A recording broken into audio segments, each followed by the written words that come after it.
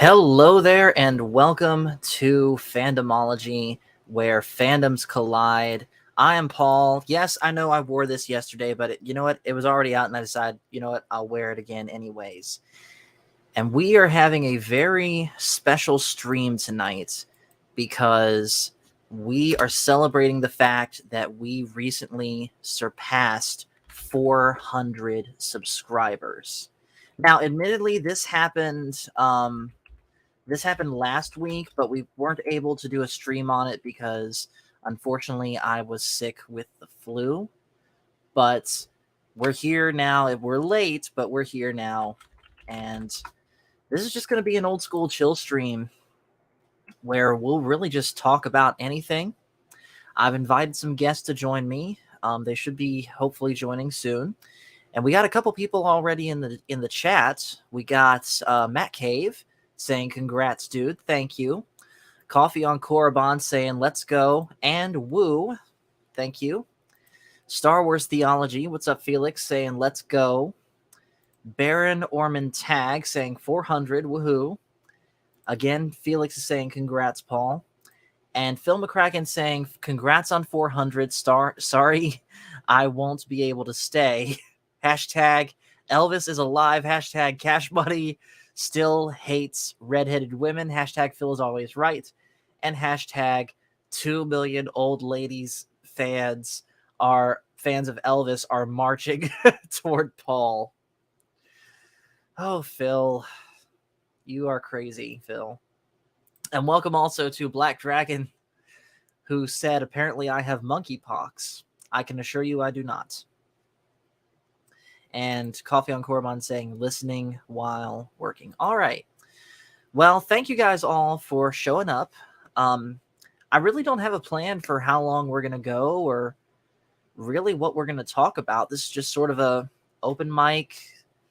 And yeah, I'm not going to bring that up, Coffee on Korriban, but what he just said in the chat is how you avoid getting monkeypox, allegedly. So 400 subscribers. That is... Oh, and Crit is here. I'm gonna guess that's a picture of Godzuki. Godzuki? No, Godzilla Jr.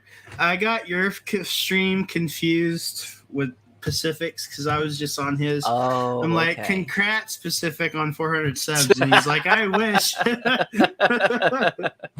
Speaking of, I sent him the link too. But anyways, though, how you doing tonight? I'm doing well. How about you? I'm doing very well. And sort of as I was saying when you came in here, we also got Baron Orman Tag with us. What's up, man? You made an absolute fool of yourself, Crit. There were so many people on there. I got confused. Hey, it happens to the best of us. I know. I'm surprised I didn't do it. So anyways, though, I'm showing low signal on my end again. Yeah. So let me know if I start breaking up. But anyways, though, as I was saying when you guys came in here, 400 subscribers. That means that 400 people decided that they liked, but not just me, but everyone that's contributed to this channel in some way. 400 people have decided that they like what we have to say on the various different topics that we cover, and they've decided they want to stick around and hear more. And I want to just say thank you to all of you that have subscribed. Maybe you heard about me from another bigger channel like Echo Base Network or X-Wing or Overlord DVD or what have you. Or maybe you were just scrolling YouTube and you just happened to stumble upon me. Or heck, maybe you even know me in real life and subscribe that way. Regardless, whatever the case is, I'm going to be saying this multiple times, thank you. Me and my 53 bots say you're welcome. Well, thank you, Aaron. Twitter bots, woohoo! And Black Dragon is saying, well, considering Paul, those are me Matt... and my bots. Oh. No, I'm kidding. Black Dragon is saying, well, considering Paul, Matt, and Mike are live streaming at the same time. Mm-hmm. hey, if you're watching multiple different streams at the same time, that's fine with me. And apparently Black Dragon had never heard of me. Well, we're glad. Well, whether you heard of me or not, I'm glad you're here. So, I've been doing this channel with help, of course, for about a year and a half now. In fact, let me real quick double check something, because we're coming up pretty much any day now on a pretty big anniversary regarding the channel. I just need to double check what day it actually is. Oh my goodness. This is huge. I literally just looked at this now, but y'all know what today also is, aside from us celebrating 400? Today is the 1 year anniversary of the very first Tuesday Night Trek. Wow. So, of course, we're going to be watching some we're going to be watching some of that old stream. That was back when it was just me and Nerdporial Lifeform and Brandon the Anime Guy. And, of course, I hadn't met Crit, I hadn't met Baron, or anyone else that joins us yet. So we'll go back and watch this. And this was like my first introduction to Star Trek, which I guess it's appropriate that I'm wearing this. This is but a clip episode? Was it? This is a clip episode? It kind of is. Yeah, I mean, did we like get sick on a tropical planet and then they have to like do surgery on our brain in the med bay, and we have to remember the bad memories of the previous season? Pretty much. Pretty much. In fact, we're not even really here right now. This is all a dream. Oh no. Yeah, I mean, watch. I'm about to turn into, I don't know.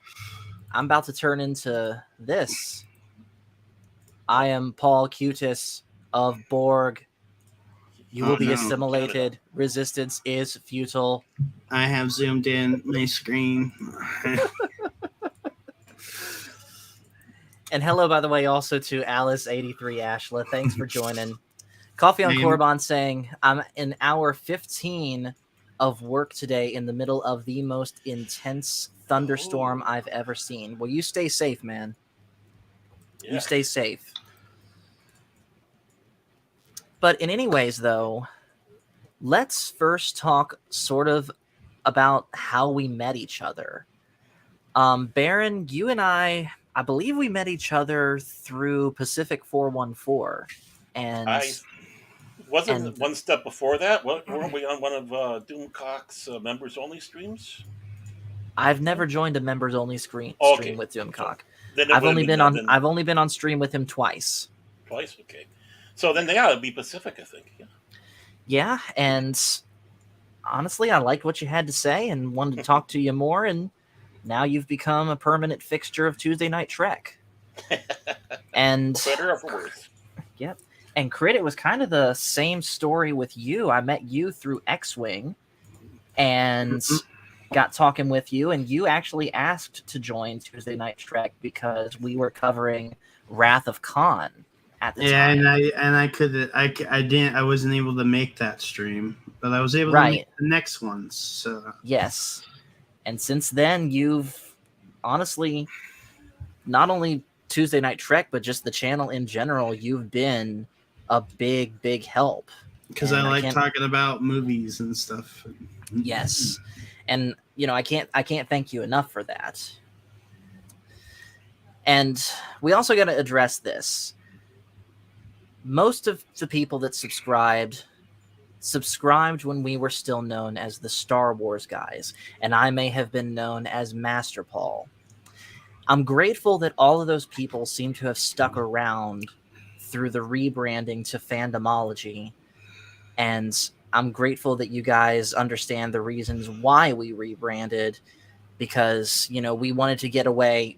We pretty much already were no longer in a Star Wars exclusive channel, but it didn't make sense to keep a Star Wars specific name, at least not to me, but be talking about pretty much anything and everything but Star Wars. So that's why, again, we rebranded to Fandomology, and it just happened to be funny timing that it happened pretty much at the tail end of Kenobi, which, you know, we all have our feelings about. But again, I just thank you, not just to all the subscribers, but to the two of you and everyone else that has contributed to this channel in some way, whether you're just here for a weekly stream or pretty much whether you're there anytime I call you. You guys have been a big help, and you guys share a portion of the credit in the fact that we're now at 400 subscribers. Yeah, let's try to get to 1,000. Yeah, let's. Paul doesn't want to say this. He was actually up to 500. Then I came on the show. It dropped down to 399. Now we're back up to 4. That's not true. That's not true. But yeah, you know, we're celebrating 400, but we're not stopping. We're going to keep going to 1,000. And then Black Dragon saying, what are you talking about? Kenobi was great. There was emojis. A Kenobi show? Oh, I forgot there was a Kenobi show. Thanks for reminding me. I know there was a novel. There was there's a book, yeah. There was a novel. There was also this, by the way. Like a panther. Yes. Do you want us to be in pain? Hey, we're here to remember the good and the bad times. Well, I prefer Fat Stevens' version of that, where he gets shot off at the end. I thought you were going to say the X-Wing twerking version. No. I don't have that. I promise. I don't have it. I don't want it. But yeah, that's what I thought you were talking about. No, not X-Wing doing the twerk. No. I don't. Why did you have to bring that up? I had that burned out of my memory. Now it's brought it back. The pain. I'm looking for a good clipped. Well, here's one. If you've got an issue, here's a tissue. So yeah, like I said, we've covered a lot of stuff on this channel by now. Some really good, some not so good. Like, Black Dragon is saying here, yes, the Book of Boba Fett, focusing on everyone but Boba Fett, Kenobi. Oh, and also there's also this movie, which we haven't played this clip in a while, and this is a tragedy. Excuse me, I'd just like to ask a question. What does God need with a starship? I said, what does God need with a starship? Jim, what are you doing? I'm asking you a question. Phil, that one was for you. Phil McCracken. Yeah, that one was for you, Phil. But yeah, we've covered a lot.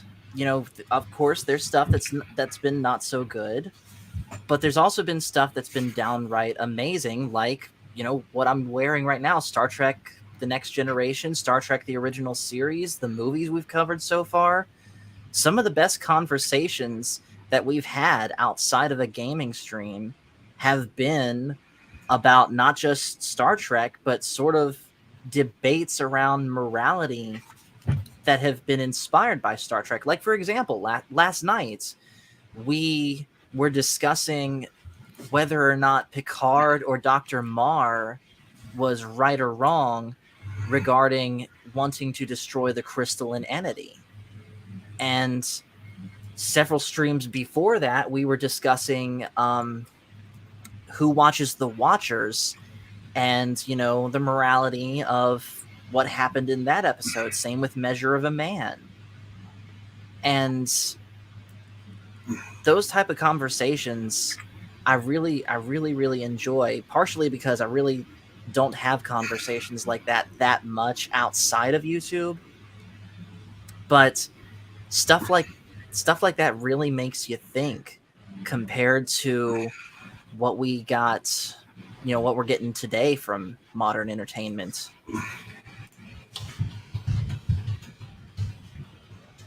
And real quick, hello again to the Matt Cave. Matt Cave, I don't believe I sent you the link, but I'm going to send you the link real quick in case you want to show up. So while I'm doing this, just my question to you guys is, and this is not just to the panel, this is to the chat also, what has so far been your favorite part of this channel?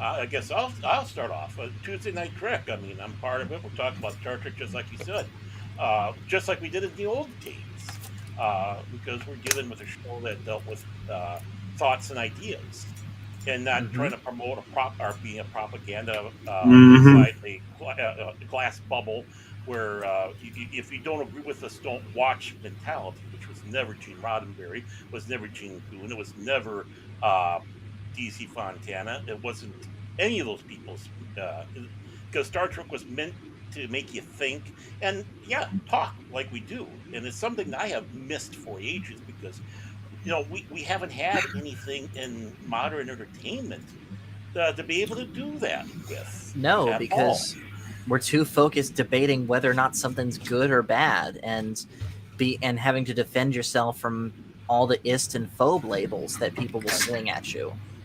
And it's also fun the fact that watching you going through this experience for the first time. It's nice to see that, and people discovering these old classics and why they are classics, why they are important, and why it shows these people who are doing things today don't know what they're doing at all. And are doing a disservice. Not to just the property, but to everyone who's watching behind it. But they don't care. They don't care. Yeah.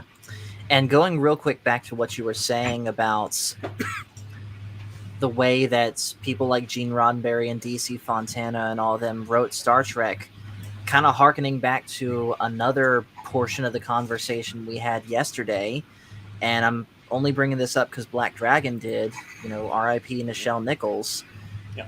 You said it yesterday where that she wasn't put in there to be a token. She was there because she genuinely belonged there. You didn't see skin color. You saw someone that was competent at her job in the character, of course, but someone that was competent in her job and belonged there on that bridge.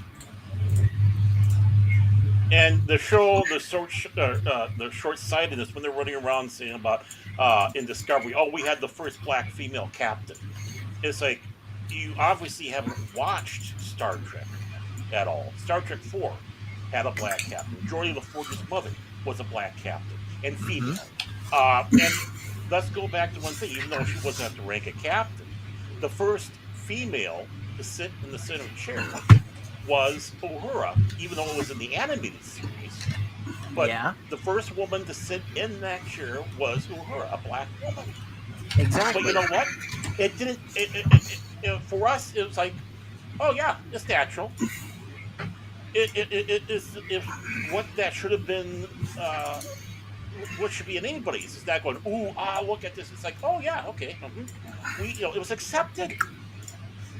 Yeah.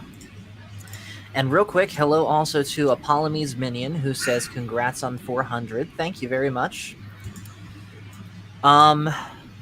So now let me ask you, Crit. So far, what has been your favorite parts of this channel? Besides TNT, I like our movie. I like you. I like you experiencing old movies and us talking about them. So it's. Although you need to fix that list. I mean, having No. That list is exactly as I want it.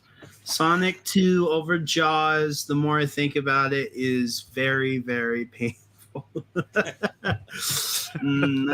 Sonic 2 over Jaws just doesn't ring. All right. You need. I'll give Jaws a second look. But no, you have it high. It's just I think you need to organize it into old movies and then new movies because you're gonna get laughed at if people see Chippendale over. I mean, did you see that last Overlord DVD stream? I was pretty much booed out of the building. Boo. boo. It's like, Yes. remember Megamind? He's like, boo to everyone. He's like, boo. But yeah, that is something that I have also enjoyed, and admittedly, I've been slacking on lately. But we're gonna be getting back with that. In fact, we've actually got 2 movies lined up this week. Tomorrow, I'm gonna be sitting down. I had been keeping this a secret, but I'm just gonna go ahead and say it. I'm gonna be sitting down tomorrow and watching the Drew Barrymore movie Ever After, and then reviewing it. Probably not tomorrow because it's gonna be late, but maybe Friday or Saturday, one of the two, with my mom. So my mom's going to be coming on here as my co-host to review this movie with me. And of course, Crit, you and Cash are invited to be part of that also, if you want. But that's going to be happening. And then, of course, Crit, Sunday, you and I agreed that we would be watching a Godzilla movie to review. Yep. So you're still not going to tell me which one? Well, we could do this right now. I will give you a list of Godzilla movies. You pick 5, and then I'll do the rest. All right, cool. Okay. So let me see. Let me bring it up. Let me zoom in. Godzilla All right. versus Mechagodzilla. So, not Godzilla's Revenge. That movie is objectively awful. All right. Revenge. Yep. All it is stock footage. If you've seen that one, Baron Ormantag. Very bad. Just watch Cinemassacre's review on it. Godzilla's Revenge. Okay. All right. So real quick, Matt Cave is saying Prey, the prequel to Predator, premieres on Hulu this Friday, and it looks pretty cool. Okay. All right. So, pick 5 Godzilla movies. Can you make it a little bit bigger so I can read it better? Oh. Okay. All right. So the first one, obviously, because I want to start at the beginning. Mothra versus Godzilla. There we go. Godzilla versus Mechagodzilla. I was watching that the other night. They had it on Comet. So that's 3 so far, right? Yeah. 2. How about 3 more? 3 more? Okay. Godzilla versus Biolance. Biolante? Okay. Okay, Biolante. Godzilla versus King. I'm probably going to be... Ghidorah. Yeah. Ghidorah. Godzilla versus Destoroyah. Is that it? Yes. That's one of my favorites. All right. Godzilla Final Wars. And we'll close it with that one. Ooh, okay, so Godzilla, Mothra versus Godzilla, Godzilla versus Mechagodzilla. What was that? Oh, Godzilla versus Biolante. I'll add Return of Godzilla to that. Okay. You have to watch Return of the Godzilla before. And then you said Godzilla versus King Ghidorah. Mm-hmm. And then you can't Godzilla versus Destroyer. You can call it. And then Godzilla Final Wars. You picked the good selections, so now we're gonna shuffle them. Hold on, no shuffling. I want to watch them in that order. You want to watch them in that order? Yeah. All right. Very interesting. You gotta commit. I want to watch them chronologically. Okay. Well, in that case, hold on. Sorry, you unfortunately. Wait. You got to Godzilla versus Mothra. Unfortunately, you got to add these movies. Okay, that's fine. We can add them. The Return of Godzilla. All right, so we're gonna watch all these Godzilla movies then. So. Okay. By the way, hello to Agent Atwood, who says, "Love the Star Trek uniform." Thank you. That's thanks to Baron Ormantag that I have it, which I still love this thing. By the way. Good. Okay, so we're watching pretty much. So basically, this coming Sunday is Godzilla King of the Monsters, then, Yes. and that is the first one ever, right? Yes. Okay, good. Atwood is also saying there's a lot of King Kong films as well. The only one that I've seen pieces of is the Peter Jackson one. I like the Peter Jackson one. I like the original too, and I like the 70s one, King Kong. I'm not a big Right. fan. Or I like the new King Kong. I just think King Kong is a little too big. But they made him that way so he could fight Godzilla. So, Right. Yeah, that bothered me. That bothered me. The King Kong versus they were that same size when King Kong wasn't that big. I do think the new King Kong versus Godzilla was the best Godzilla movie of them all because you Really? can clearly see them fight. Yeah.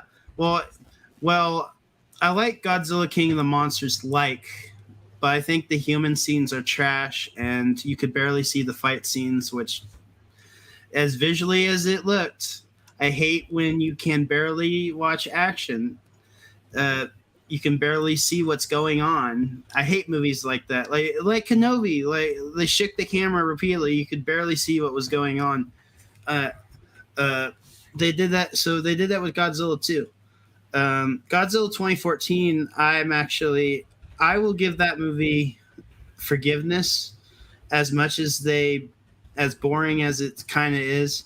Because the Godzilla scenes in the new Blu-ray, you can clearly see now because they gave it a new color grade. It used to be too dark. You could barely see anything. But in this new 4K color grade that I bought from Best Buy, they fixed the color enough where you could see all the fight scenes. And it's the director of Rogue One that did that Godzilla film. And it's pretty good. It's pretty Right. By the way, first off, hello to my brother and original co-host Michael. Mhm. Yep. How you doing tonight? I'm doing good. I'm just kind of creating an I Love Me book as one of my NCOs that said. Just trying to make sure I have all of my documents in order, as well as I was attempting to do some reimbursement stuff, but turns out it's not letting me right now. I gotcha. They both got the same haircut. Yeah. Yes, we do. Except his is actually a little bit longer. Mm-hmm. He's the heavy, huh? Yeah. And hello real quick in the chat to X-Wing saying, "Wazza!" I think I said that right. And congrats, brother. Thank you. And hello also in the chat to Brandon, the anime guy, who is shocked that I got a haircut. Yes. By the way, Brandon, I sent you and Nerdporial the link because I know this is short notice, but not only is tonight we're celebrating 400 subscribers, but tonight is also the 1-year anniversary of Tuesday Night Trek. So I'm planning on playing a little bit of our original Tuesday Night Trek stream. So if you want to join, I sent you the link so that you can react to it with me. But anyways, Michael. You got him happy. Look at that. Woohoo. Yep. Dynamite TNT. Sorry. So, Michael, I'm sorry. We've been doing this channel now for about a year and a half. Mm-hmm. And I know, obviously, you were missing for a portion of that. Due to now being in the Army Reserves. Mm-hmm. But despite not being here, you've still, of course, contributed a lot to this channel. You've put out your own reviews of certain things. You've put out humorous little shorts. For example, that one Darth Maul edit that you recently did. I know.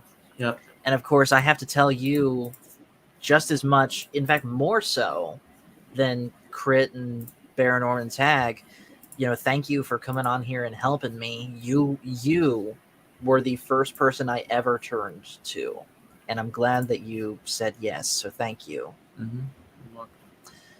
So following on to that, what so far has been your favorite part of this channel? So does it have to necessarily be favorite part, sort of overarching thing, or can it be anything? Anything. You know what I'm gonna say. You know what I am going to say. I actually don't. Let's just say it involves bludgeoning a certain thing that's turned into a late night meme. Oh yes, and I have that clip. Here it is. For that detour, getting back to the story. Yeah, back to Punch Face. Yes. Yep. I'm just gonna call him that for the rest of the episode. So, I'm gonna Padme, rush in and punch his face. so Padme and Punch Face I'm make gonna it to punch him Kanan right in the and Clovis. Anakin. Wait, where's that on the bottom? Yes. Yes. That was lightning in a bottle right there. Mhm. That was just like the perfect situation where we were just making fun of, let's be honest, it was a good episode, but just such a character that is so easy to make fun of, and we were just having fun with it. As well as one that we love to hate. Let's keep in mind. Yes. And of course, in season 6, we'll be seeing him again. And of course, Matt Cave, he was there. Him and Tim were the ones cracking up the most. Yeah, that was a great night. Mm-hmm. So that's your favorite. So that's your favorite thing about the channel. Yeah, I would just say so. Just because I think with that one clip, it was one of the first ever sort of memes that we made of our own little channel, because other people have done it. In fact, one thing comes to mind, and I know X-Wing is listening in, where I forget who did it, but somebody had made a clip about him doing this. Yes, Queen. Yes, and Tim uses that in his streams. I wish I had a copy of that video. I would use it. Yes. One of my favorite moments in the channel actually didn't happen on this channel. It happened during the brief amount of time that we had a gaming channel, of course, then known as Master Paul's Game Room. And this one stars our beloved Lord Crit. Hey, I can sound like Cash Money. Did you know that? Do it. Let's hear it.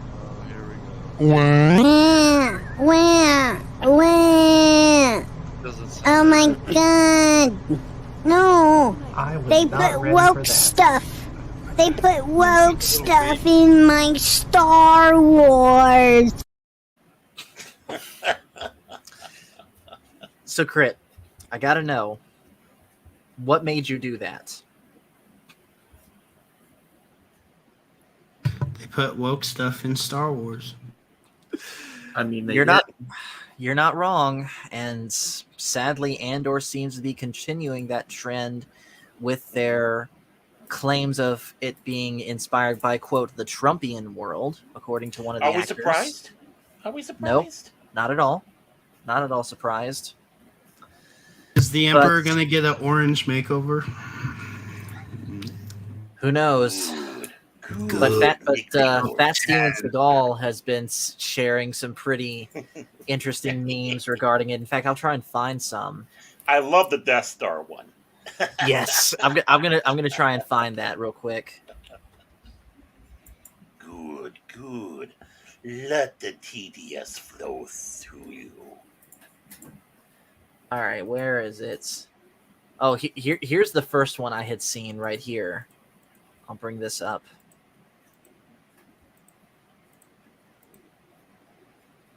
So yeah, there's that. TIE Fighter. And here's one I actually didn't see. Oh. Yep. And then, of course, the one you're talking about, Baron, right here. Oh yeah. That's absolutely that's classic. Oh, and this GIF that Bello just said, it's nothing to do with it, but still. Yeah. That was nice. And Allegedly. Fat- Allegedly. Mm-hmm. Everything. Fat Stevenson is a great talent. I love He is, but God help you if you find yourself in his crosshairs. Oh yeah, that's why I try to say. Because let me see if I can still find it. He memed me once, and Michael, I don't think you've seen this. Mm-hmm. So let me try and find it. I know what he sent it to me once. I might have to. All right, I'll have to get back into Twitter and pull it. But I was making fun of him because he said he was laying in front of the microphone with his pillow. So I brought up a pillow and I started laying it at the end of the one show. And they go through the closing and he goes, "Are we off the air?" "Yeah." "F you, Baron." Except it wasn't, it was the full word. Yeah. It's like, I wish that was I wish that was on the air. I would have taken that. All right. So for those that haven't seen this picture, this is a screenshot from a stream over on the VacTube that I was part of. But have a look at what Fat Steven overlaid on my screen. That's interesting. all because I just happened to be sitting there relaxed just like this. And apparently he decided to do that. That's weird. Why does everyone look so bored on that stream? I don't know. I don't even remember what we were talking about, but I was just sitting there just like this, and that happened. Spider butt. And Atwood had to leave, so thanks for tuning in, man. And of course, X-Wing thought that was hot. Well, yeah, come on, X-Wing. You know you've been made a target of Fat Steven also, with you and your. Well, I'll I don't have the actual clip, but I'll play this again. Like a panther. Yes. Speaking of which, I did finally watch that. Not almost the whole thing, but I think I've got enough of an idea of what's going to happen. Okay. So I missed the discussion, but this was the hot topic of Mike's stream, I think. What are your thoughts on Warner Brothers outright canceling the already made Batgirl movie? I do not care. How bad can it be? They showing it to test audiences and it was such negatively responded to that they pulled it. I never really cared about DC movies beyond the Nolan trilogy, and of course the silly pre-Nolan Batman movies, except Batman '89 because it's not silly at all. Yeah. Yeah, I never cared about this Snyderverse, whatever the heck you want to call it. It just wasn't my taste. I still have not seen the Justice League either version, and from what I hear about this Batgirl movie, nothing of value was lost, except Michael Keaton coming back. But they can do that again in another movie. And Brendan Fraser coming back. Yeah, Brendan Fraser. I have to say something, and people might not like what I have to say, but this movie was not being it wasn't produced. It wasn't being written. It was practically finished. And another movie was a Scooby-Doo movie, whatever. I think that even if this movie was bad, I think it is wrong to put so much work and money into something and then not.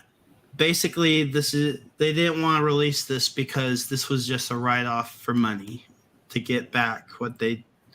And I understand, but ask me this, Paul. What if you worked on something really hard, you got hired to make something, and just because audiences didn't like your movie in the test screening, the studio's like, hey, we're sorry, but we're not going to release your movie. We're just going to get the money, the tax.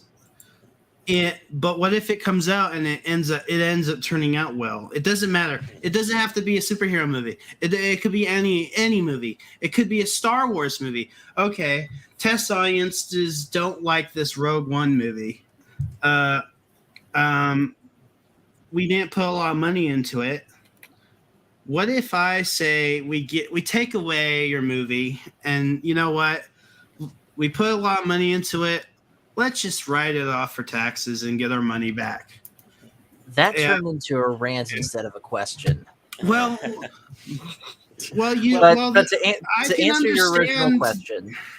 answer your original question, that would be pretty crushing if you're the one on the receiving end of that. And Brendan Fraser, who's making kind of a slow comeback in Hollywood, great actor, and see you later, Felix. I'm hopefully gonna see him in a few weeks at the Emerald City Con, which I think Cash might be trying to come to. I hope that works out. And Charlie Thomas, but the thing is, I think, you know, why would you just take away this movie? This is a problem, I think. I've liked Zaslav and what he's doing, and some people like John Campea say this is real leadership. This is a sign that why not just dump this movie? It doesn't matter, just dump it. But they want the taxes for this movie, okay? But being perfectly honest, that's what I thought they were doing, is just dumping it completely. I had no idea that they were still going to try and collect a tax write-off from it. No, this movie's never being released. Never. And it's already done. It's finished. It's made it's the same budget as Sonic the Hedgehog 2. Just mind you. Same budget, the same cost as Brandon Sonic says the Hedgehog. the cost of trying to release this is just too much. They would lose more money than what they already have. The work is done, though. To me, this is just penny. If this movie was not filmed, I would not have a problem with it. But this kind of sends a chill in Hollywood. A bad sign. It's not the why they do it. It's the message itself. If you're gonna take away this movie because audiences weren't liking it, well, what's that? What's to say that your movie's really good and the audiences just weren't into it that one day, but the studio already decided, well, your movie's going to be crap, so let's just take it away. Let's get our tax. And test audiences haven't been right before either. I mean, my question is legitimate. How bad is this film? Yeah. And if they're afraid to release, if they don't want to put all that money into bringing it out into theaters, that's why you have a streaming service. At least release it on the streaming service. And who knows, you might have yourself a cult following and it becomes successful. But if it's somewhat good, and if it's bad, well, then we know. Real quick, Brandon is saying the work is not done. The CGI is not done. Plus, Batgirl, the show, was so bad, they don't want to damage the brand more. This is a long-term play. Well, I thought it was Batwoman. That makes sense to me. That's Batwoman, though. That's the CW. That isn't DC Films. You're confusing the two, Brandon. This is a DCEU. This is a Warner Brothers feature, not a television production.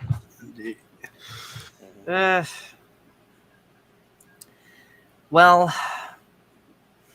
the best way we can boil it down, we're all going to have our thoughts on it, and you're right on certain things, Crit. You know, it's absolutely crushing to have someone say, you know what, your work's not going to come out like we originally thought, but we're still going to try and collect a tax write-off from it. That's terrible. Stupid is as stupid does. What's done is done, and maybe there's another reason to it that we don't know, that only Zaslav, whoever that is, knows. Zaslav is the head of Discovery and the Warner Brothers. Yeah. He's kind of the guy that he's cleaning house, and I think he's doing a wonderful job. I think if he got Warner Brothers before they made that fourth Matrix film, which I liked, but I know a lot of people didn't like, and I know why they don't like it. I think they could have the Matrix IP could have been still stronger, but now it's kind of dead. I think if he came in, they could have saved the Matrix, but damage is done. So, see, the only thing that I have to speak on, as far as recent stuff coming out of Warner Brothers or DC or anything like that, is the Batman with Robert Pattinson. Which, did you ever see that, Michael? That would have come out when you were, I want to say, an AIT, right? What, the Batman? That came out this year. Yeah. I'm okay. Okay. Did you ever get to see the Batman, the Robert Pattinson one? I did. Yes. I actually saw it. It's when I was still out in training. Okay. So, and I really liked it. Yeah, we agree. It's a good movie. It's a flawed movie, but it is a good movie. Yeah. But at the same time, you know, as Brandon is saying in the chat here, the DC brand is so damaged for a myriad of reasons. They cannot afford to let it get worse, hence why everything's getting canceled. The only shows that will release, excuse me, is Shazam and Black Adam. If the MCU and the DCU has shown us anything, is that bashing what came before is not a wonder. Marvel and DC, as currently structured, is dead. I can wholeheartedly agree with him on the Marvel front. I've said multiple times, with the exception of Spider-Man No Way Home, I completely stopped caring about Marvel after Endgame. And it's not because of anything political. It's not. Endgame, to me, is the end. Anything else after that, I don't care about Kang. I don't care about Doctor Doom. These stories need to come to an end at some point. And this was the perfect time to end the Marvel Universe. Maybe take a break and then reboot it later on, sure. But you don't need to continue this same tired storyline. As Brandon is saying, his phase bore, phase lie, and phase die. 4, 5, and 6 are bad, so bad. Yeah, I saw that announcement from phase 5 and 6. Literally nothing about that interests me. Star Wars. Star Wars has nothing to do with Marvel. Yeah, but talk about a brand that won't die. Well, that's different though. Oh, and real quick, we got a new guest joining the chat. Welcome to Matt Cave. What's up, fellas? Hey, well, we were just talking about you. All good things, I hope. Yeah, of course. We were Otherwise, talking about you're getting punched in the Clovis. You're talking about Clovis. Yes. The MCU. Like I said, that moment was just a perfect storm of us just going in on a certain character that's so easy to make fun of. Dude, me and Coffee on Korriban, we had the giggles, man. We couldn't keep it together at that point. You even managed to break Michael. He never breaks. Yeah. It's called military bearing. You didn't have military bearing back then. What are you talking about? Maybe not. Military bearing's just the title anyways. You're right. But anyways, all I got to say about this whole thing is that, as I said before, stupid is as stupid does, and I'm definitely saying that because I recently watched Forrest Gump, but also just because these are the same people that are literally letting Ezra Miller go and do whatever. They haven't done anything about him except prevent him from doing any future. There is rumors going around that the Flash movie could be next on the chopping block. I thought it already was. The thing is, you're talking about the former regime of Warner Brothers. Remember, Warner Brothers got bought out by Zaslav in April, and he's kind of been cleaning house. I'm sure if this controversially came out before they made the Flash Ezra would be gone. Mm-hmm. But Yeah. remember, Zaslav, he's more of everything's cost efficient. He's done Warner Brothers he's basically his memo is I'm done. We're done spending money. Another Fantastic Beast movie, another pointless DC film that, if we're going to do superhero movies, you're going to get Superman and Batman, Aquaman, people that want to see superheroes people want to see, basically. And I agree with that. Like, if you're going to go out to the theater and see a superhero, who do you want to see? Batgirl? Or do you want to see, Batman? Yeah. Which that would bring up a whole nother conversation for me, because I'm personally waiting on them bringing back Henry Cavill for Superman, just because of all the different teases. Yeah. I hope so. I heard that Affleck is back as Batman Yes. and Aquaman too. Yep. That was off an Instagram post with Jason Momoa.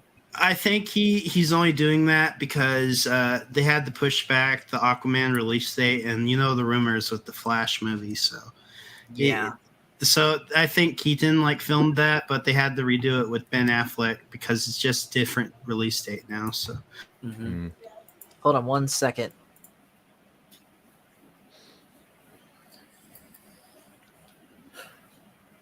Sorry, my grandmother had come in to give me back one of my charge wires.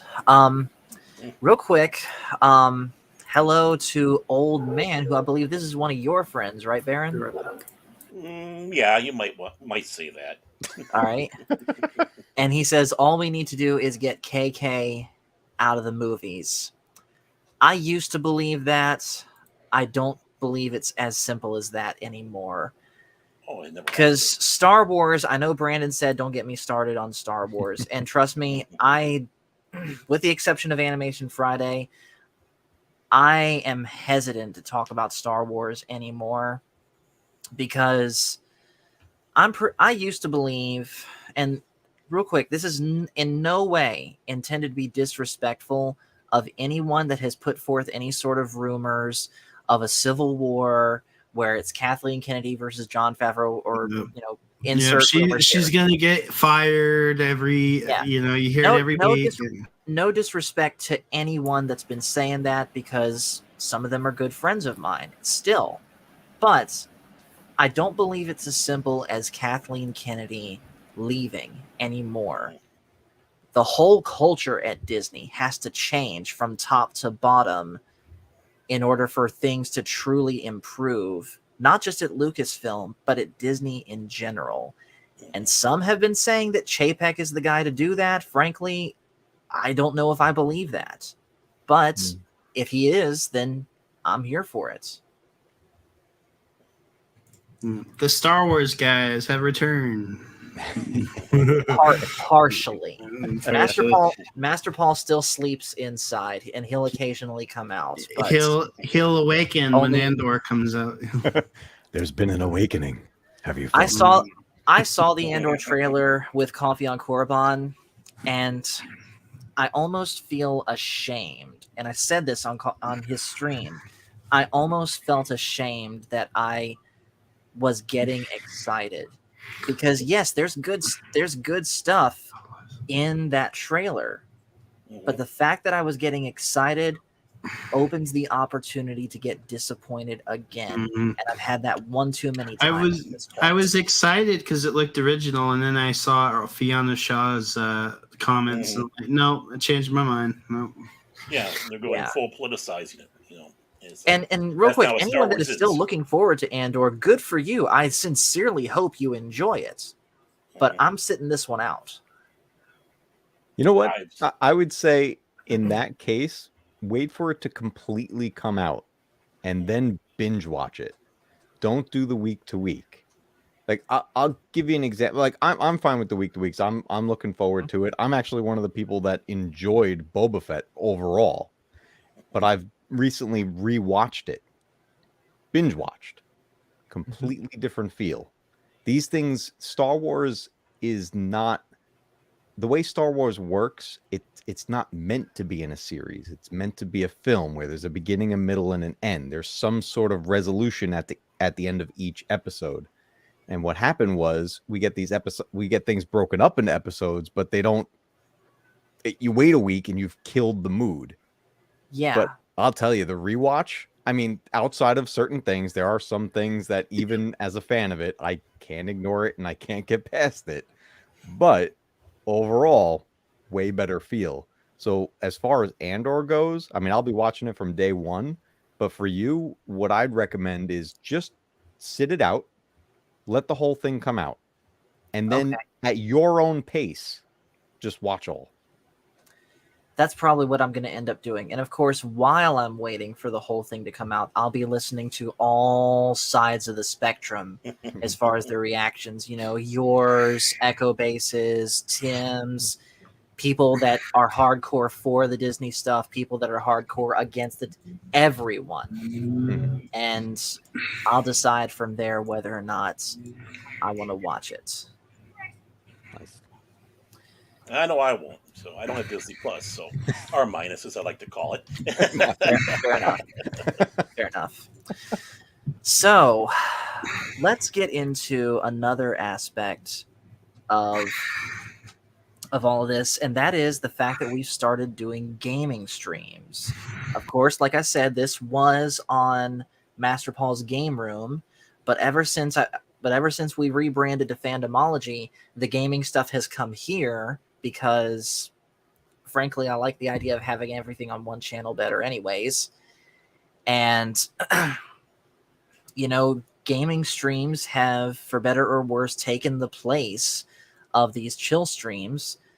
And gaming streams have honestly led to some of the best, but also some of the craziest conversations that we've had, thanks to one certain Phil McCracken, who unfortunately is not watching right now because he's not feeling good. And I wish you the best, Phil. Phil has sort of become an unofficial member of this channel. I've invited him to become a permanent fixture, but he's like, no, I'll just pop in, and that's okay.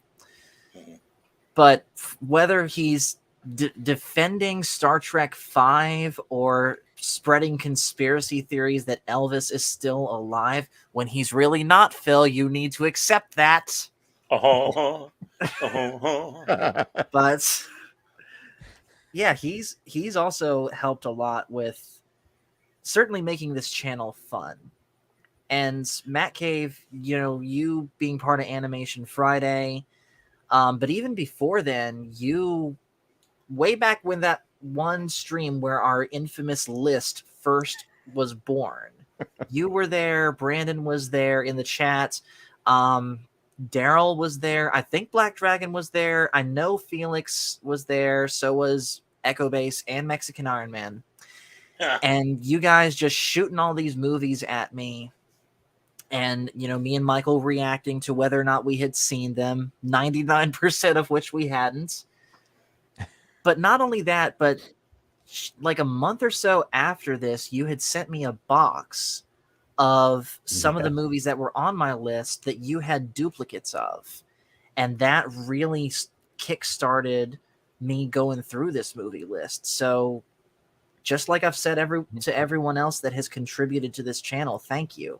Oh, man, I'm so glad that you were able to get use out of it. And the fact that it started, it helped continue a journey that you had started, which I was such a fan of this journey that you went on, because hearing some of the things you never saw, like my heart was breaking, my brain was snapping in half, my beard almost fell off. I didn't know what to do. And I was like, I'm just going to send them all the movies. Yeah, they're still sitting over there on my dresser. I think some of them might have gotten misplaced. I got to look for them.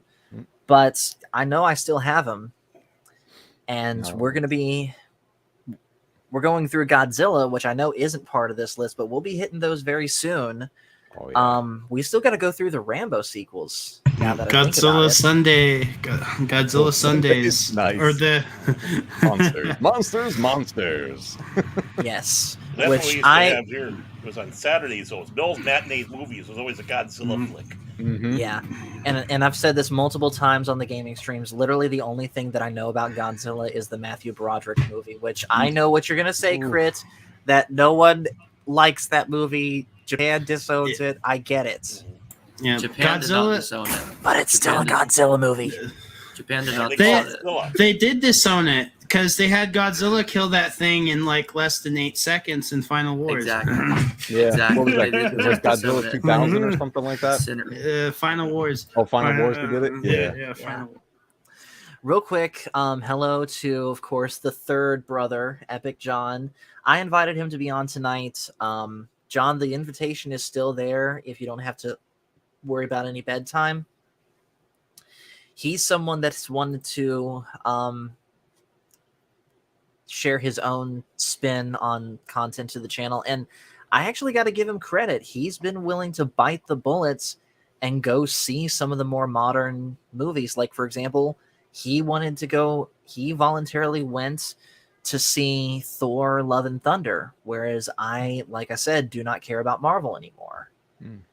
And, you know, even though I disagree with the decision, I commend him for doing it and for giving his honest opinion on it. He says he's going to be here at 11. Okay, fair enough. So yeah, John, again, just like everyone else that has contributed to this channel, thank you for being willing to do it. But anyways, Matt Cave, going back to you, you kind of answered this already, but I'm going to ask it anyways. So far, what has been your favorite part of this channel? Oh man, I mean, it's you're one of the people that I met very early on through EBN, right? It's like everybody, so many people made so many connections through Echo Base Network, which was awesome, and you and like Coffee on Korriban, and you know, a bunch of people kind of started building these. I don't know, call it a clique. We'll use a word from the 90s. Sure. And, it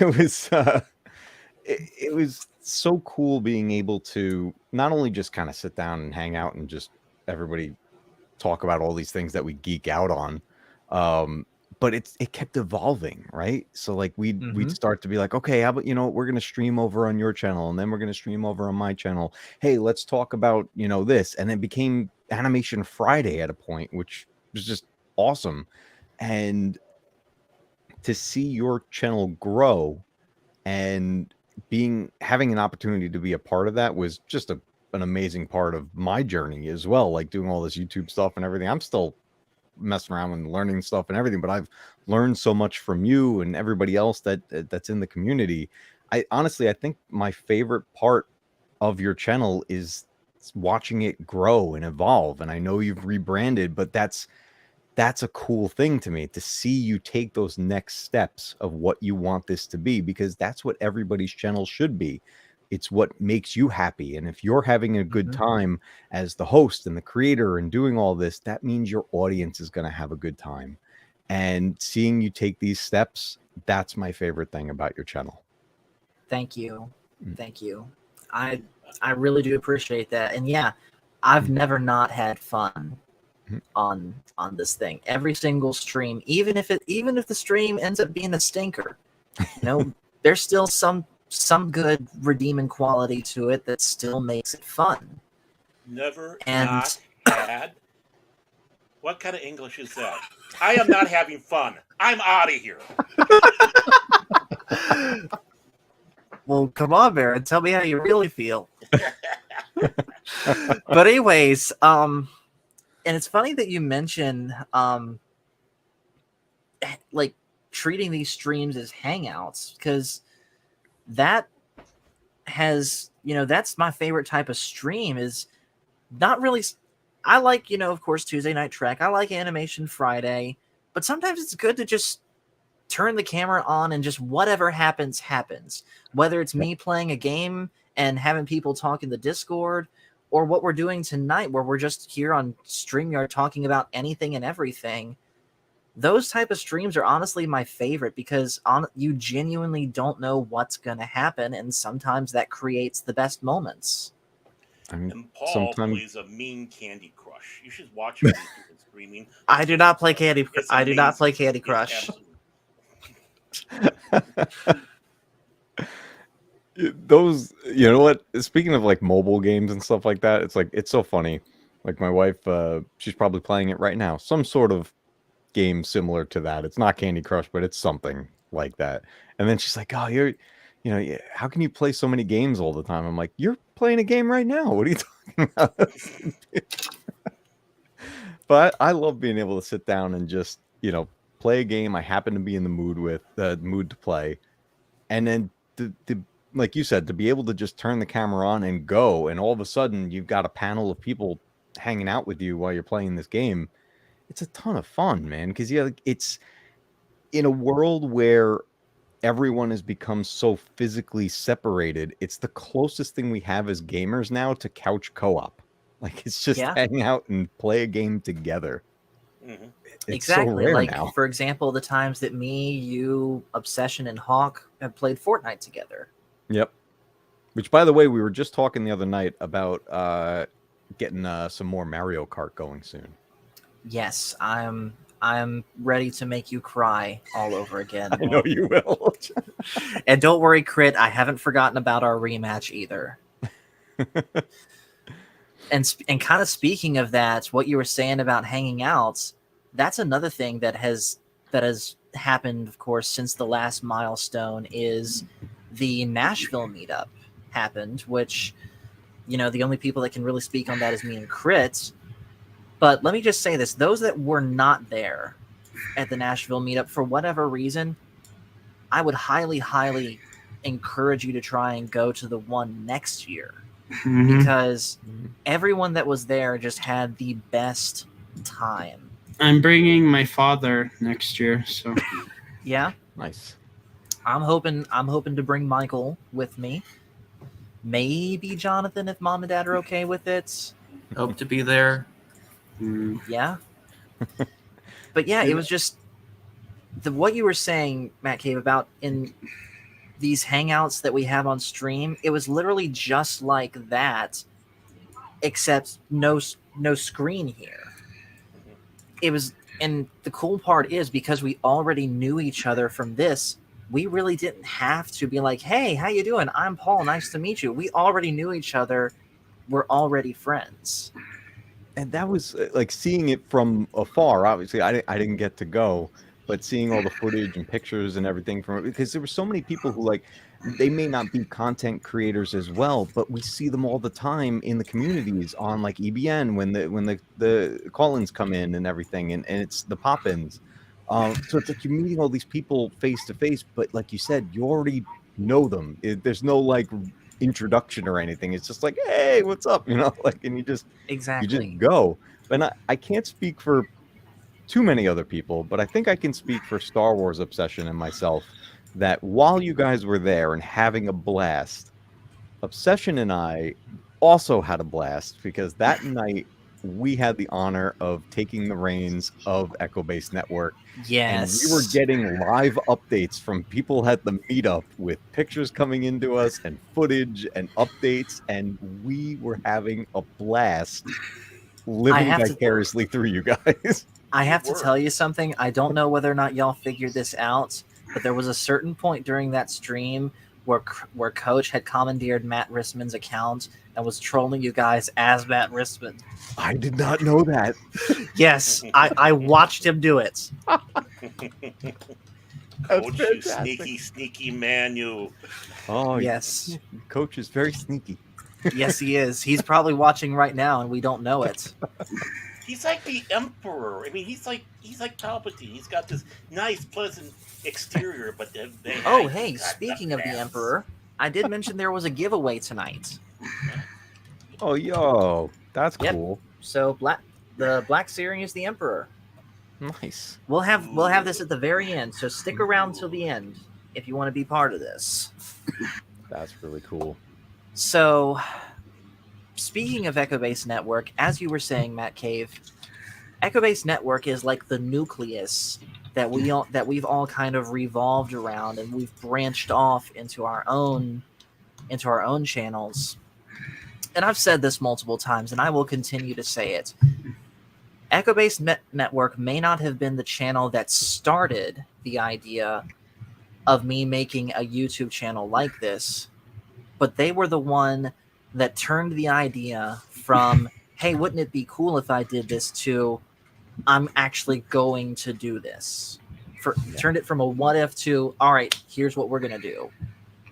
And forever I will be thankful to Coach and Nick and Mexican Iron Man, because, you know, I consider him an equal part of Echo Base Network too. Nice. So thank you guys totally agree with you, if you're listening to this. Yeah, those What guys Paul's are trying to say, amazing. folks, is he's basically saying in a nutshell, if they can do it, I can do it. Pretty much. Yeah, I was in such a similar position because I had my channel made and I had a couple of things on there where it was like I made like the little attempt here and there, and it's just, you know, some stuff is long since gone and there's other things that are still on my channel from back then, but it was really the interactions through EBN and meeting all you guys and seeing how this works, where, like you said, it goes from the what if I did that to, hey, I can do that. And then here we are all this time later. I can't believe how much time has passed already. I mean, this was, you know, I met EBN right around the time of the season 2 finale of Mandalorian. Same here. In fact, it was a Geeks and Gamers video shouting out Echo Base Network that led to me watching them, and then I liked what they saw, stuck around, and then there came that first pop-in session that I was part of, and that led to me popping in more, and that ultimately led to what we now know as fandomology. Yeah. I can just back and say the one time I was on that pop-in video the first time, I let my daughter know, and she was just absolutely almost jealous. It's like, I was like, you make the big time type of thing. It's like, yes, you know talent. Yeah, that happens. But yeah, like I said, again, thank you, Coach and Nick, if you guys are listening, for basically doing what you do, making the content that you make, but also interacting with the community the way that you have. Obviously, I know things have changed, especially recently, because you guys unfortunately lost your monetization, which I hope y'all get that back very soon. Yeah. But again, thank you for doing what you guys do. And there's a couple other channels I got to shout out to, of course. I got to shout out X-Wing, because he's also helped garner some subscribers for me too. In fact, he actually helped get me above that first 100. He I don't even remember what we were talking about that night. It was just a random pop-in stream that he was doing, and he happened to find out that we were close to 100. And he basically said, okay, I want every single person in the chat to go subscribe to Paul's channel. Let's get him above that 100. And boom, we did. Was it the episode he was twerking? Maybe that was the one. It wasn't that. Oh, no, okay. that wasn't even on his channel. That was on the VacTube. And everyone but me was drunk. By the way, hello to Pacific414 saying congrats on 400 plus subs. Thank you, man. By the way, the link to join the stream, I sent it to you, Pacific, if you wanna join. Yeah. But another channel I gotta shout out, of course, is Overlord DVD. Doomcock has really gotten me a lot of subscribers by being willing to let me come on to his channel and make my contribution to whatever topic he was talking about. You know, back to real quick, also hello to TM and Phil TMNT. Thanks for joining, buddy.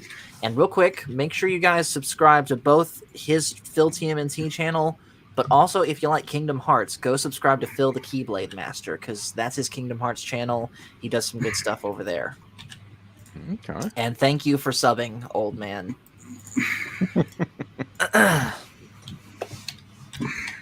But anyways, the two times that I joined Doomcock for his stream, and of course Michael was there the first time.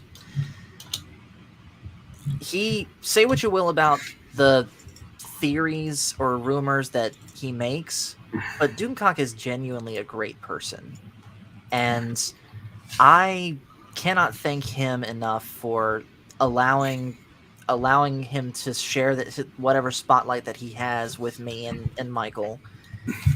And because of him, that's what's honestly gotten me the bulk of my subscribers.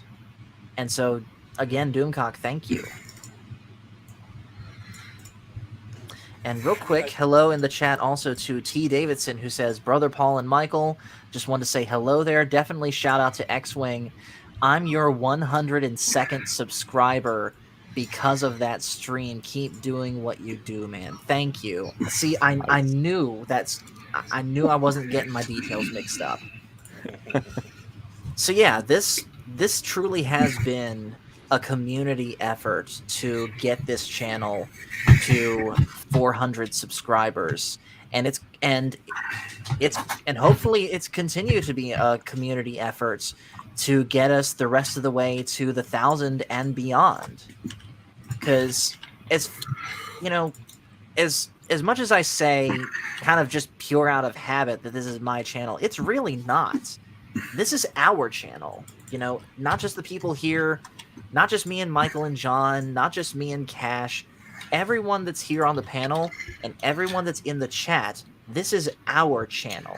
I'm just in charge of making sure it runs. How close did you get to saying "we are, you are"? You got close to saying that, didn't you? Well, would you really copyright. I'll dig out an oldie but a goodie. The Force is family. Hey, we may not be go. the Star Wars guys anymore, but the Force is still family. I used that coffee mug this morning, so I'm just saying there's still hope that this could. I'm gonna have that in my hand the day the Star Wars guys come back. Who you never know. And here's the thing, even if I never watch another Disney Star Wars thing again, as I've said multiple times, I do still have these. So trust me, Star Wars content will come back. It's just unclear what form it will take. Mm-hmm. I suppose a lot of those books, just like Star Trek Next Generation, the other stuff, is brand new to you. Exactly, which is another exciting journey to take right there. And honestly, I'll say this too to anyone that is complaining about the quality of what we're getting from Disney, but also knows nothing about the EU. Number one, I agree with you, but at the same time, complaining only gets you so far. Go and seek out the alternative. That, of course, being the EU, because you have the Thrawn trilogy, which I was lucky enough to meet Timothy Zahn at that Nashville meetup, which was an amazing conversation. But yeah, you got the Thrawn trilogy, you got the 2 KOTOR games, you got the Jedi Academy games, you got Shadows of the Empire, you've got everything revolving around Jaina and Jason Solo, everything about Darth Bane, an alternate take on the Clone Wars. Pretty much any story that Disney might want to tell has probably already been told in the EU, perhaps better. All I can sit back and say is, hit those used bookstores and find a lot of these books. If you're hungry for Han Solo, find the 3 books written by Brian Daley back in the early 1980s. I think late 70s, early 80s. They're excellent. If you're reading the books, you can actually hear Harrison Ford, talking the lines and all that. And there is a reason why. This man, Brian Daley, knew Star Wars. He was the one that wrote the radio plays, which George Lucas sat back and said, "Was this just that much beneath full-fledged honest canon?" That's how much George Lucas loved the radio plays. So if you're hungry for a good adventure with Han Solo, find those 3 books, or find L. Neil Smith's books that he did, the 3 stories for Lando Calrissian, if you want Lando. Okay. I mean, they're great. They're excellent. You are sucked into Star Wars with these books. Daley more than Smith, but, either way, you're going to have a good story. It's going to be fun. Yeah. And of course, any of these books that you guys have already read, when I do get around to reviewing those, I probably won't review it the entire book at once. I'll probably break it up into sections, kind of like what I've been doing with the with of course Star Trek and of course the Clone Wars. Maybe do a couple chapters at a time per stream. But if y'all want to like start almost a book club around this stuff, there's a good stream right there. I'd love to. That'd be fun. Yeah, I mean, just to let you know, I love the daily book so much. I've read those books about 3 times. Okay. And I'm tempted to go out and crack them open again. That's how. Yeah, absolutely do it. That's how. That's how much the soul of Star Wars is. That's what the Solo movie should have been. Let's put it that way. Yeah, I could see that. And also, you know, who says that this hypothetical book club has to be limited to just Star Wars? Because we're no longer limited to Star Wars on this channel. We could delve into Tolkien's work, because, you know, the Rings of Power, everyone's talking about that. We could delve into Tolkien's work. We could get into, you know, Star Trek also has plenty of books right here. Here's one. Something that PJ and I have talked in person and not on channel, but something that I've personally considered is going back into Transformers, because yes, that is something that I was thinking about too for Animation Friday. Yeah, where we could pretty much go over all of the Transformers series from G1 all the way to I don't even know what they're showing now. I don't know the latest thing that I know of is Transformers Prime. I think it was Robots in this. By the way, Michael, you know what I saw in Walmart today for $25 that I almost bought? What? The entire series of the original Teenage Mutant Ninja Turtles. Oh, I have that in like the van over there. Wait, you have it in your what? I have a turtle van that's a DVD box for the whole Shellraiser. And it can rolls, you grab it and show us? I can. Yeah. And turtle vision, no less. Well, now that you mention it, that's another thing that we could do, because back before we were not allowed to watch it because of us being dumb, we were allowed to watch the 3D animated Mutant Ninja Turtles that had some of the same actors as Transformers Prime. It even had Sean Astin of all people too. It did. You know what else I saw in Walmart? Similar box set, the original G.I. Joe. Yeah. Like, there's so much out there that we haven't even touched yet. Ooh, that is beautiful. And the wheels turn. Nice. And you pop the top. And you got... And I'll be completely honest. Oh my goodness. The entire series is like 24 discs. That is beautiful. And I'll be honest, the reason why I bring up the Transformers more recently is because I actually finished what's now the Michael Bay series, which I'm seriously hoping for some sort of conclusion, just because I hate it when they leave series unfinished. I think unfortunately that's not going to be touched again. Yeah, but it's whatever at this point. Yeah, Seth Rogen now has the Turtles, and I don't trust him as far as I can kick him. Yeah.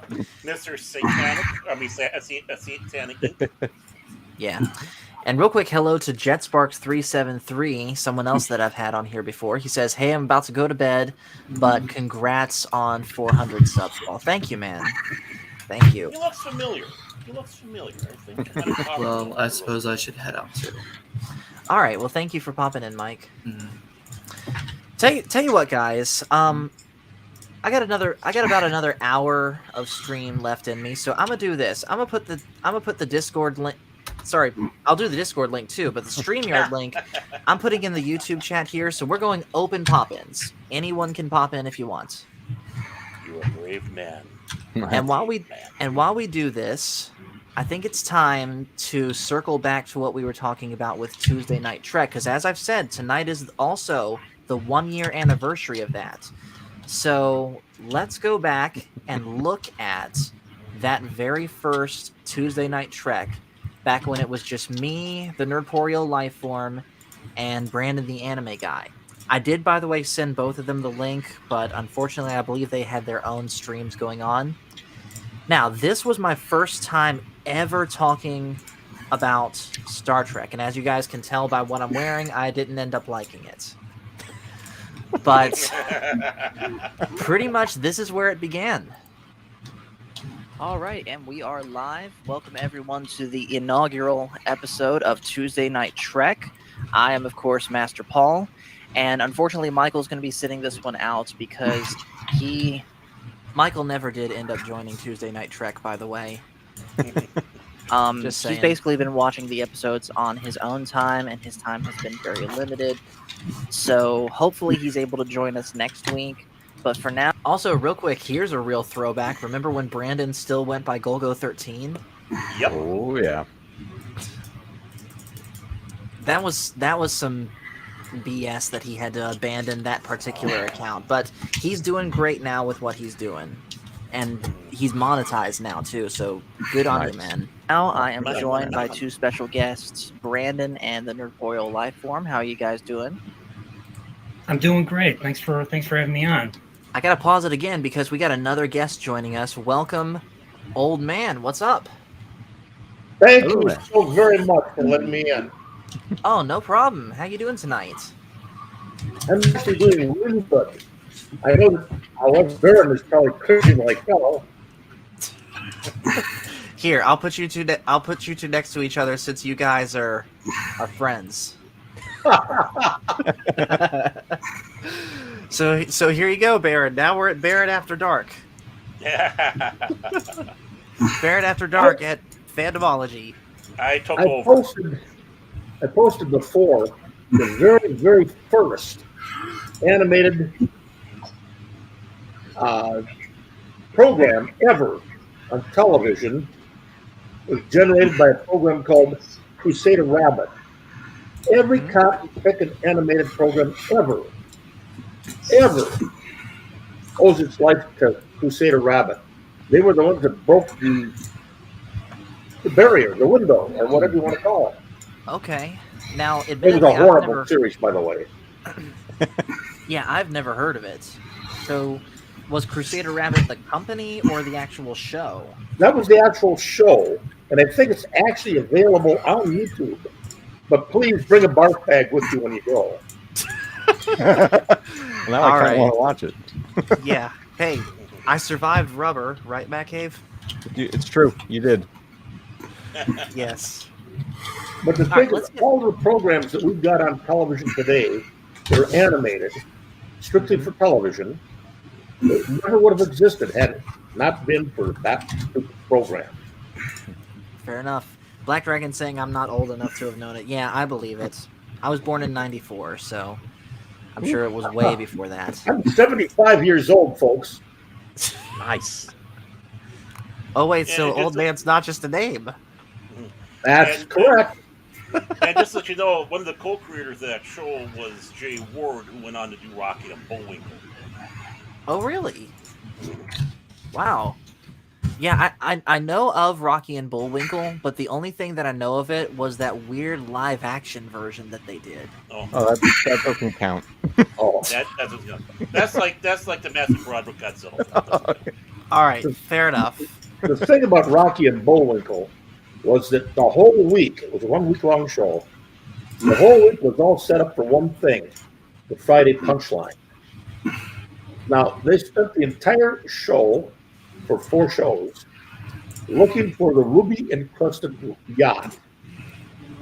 They finally find it at the very end, and they say they got to give it back. Well, why? Because the owner's name is on the bottom. Oh, whose name is it? Omar Khayyam. Okay. The ruby yacht of Omar Khayyam. I'm sorry, that makes I don't get it, unfortunately. That one goes over my head. There was a Arab poet, you name it. He was he made tents, for crying out loud. Okay. But he was a battler, combat, what have you. His name was Omar Khayyam, and in the Arab world, his works are just, oh wow, you got to read this. Okay. You know, I go esoteric. I don't go that esoteric around here.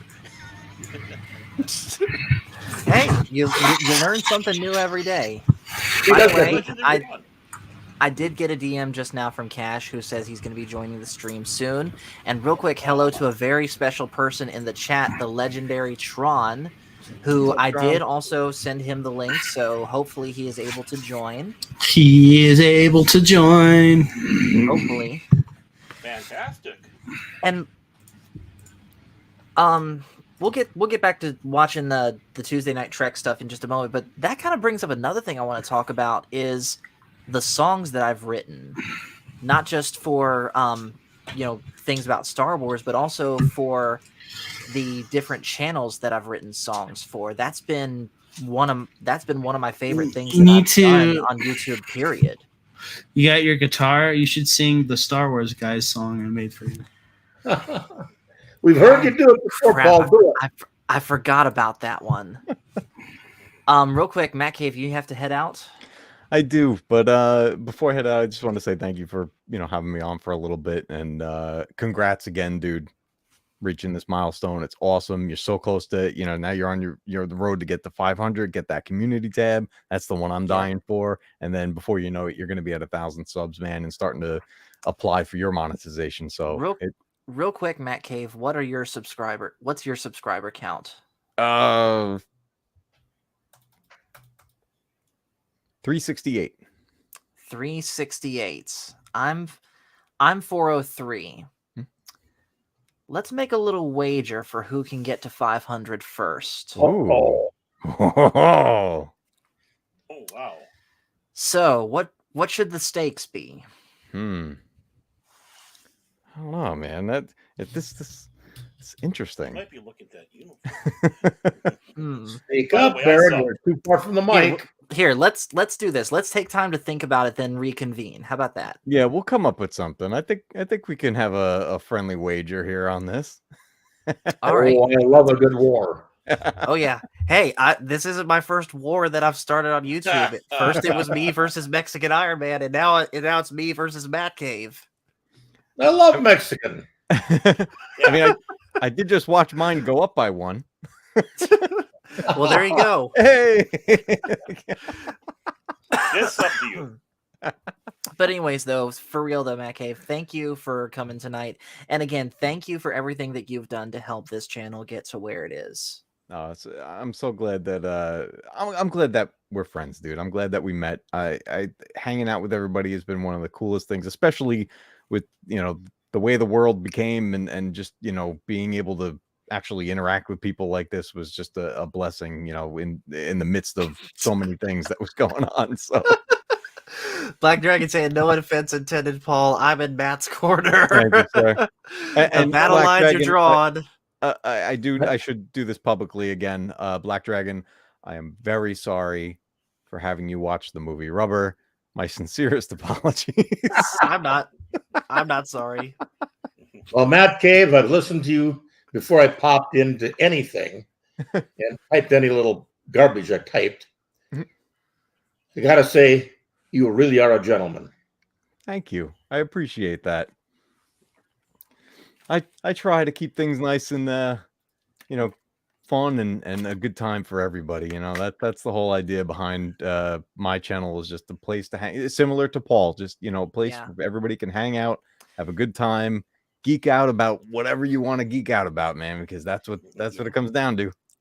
And Matt Cave, before you go, I'm going to ask you to do something that we haven't done on here for a while, because there was a tradition that we had on this channel that unfortunately has fallen by the wayside, but I want to bring it back. Before you leave, will you do your outro? Oh. Well, then before I head out, everybody remember, keep retro gaming alive, because one day your games will be retro too. Yeah. Perfect. On that note, thanks for having me, man. I appreciate everybody. Old Man, Baron, Lord Crit. Good to see you guys. Good to see you, man. Goodbye. Yeah. Take care. Have a great one. So, getting back to what I was talking about. By the way, hello also to Low Spec Linux Laptop in the chat. Oh, Low Spec, hi. Like I said, hold on. We got a very special guest joining us. Say hello, everyone, to the man who fights for the users, the legendary Tron. What's up, man? Yay. So Tron, we're here tonight talking about, what's gone into this channel, getting to 400 subscribers, and of course you've helped us out on some stuff too. You were there when I reviewed the first Tron movie for the first time. You've popped into other streams of mine and had some very interesting things to say. So I have a question for you. What so far has been your favorite part of this channel? Of course, we all know that, Paul, you wouldn't have lasted a second on the grid if you were sucked into Tron's wheel.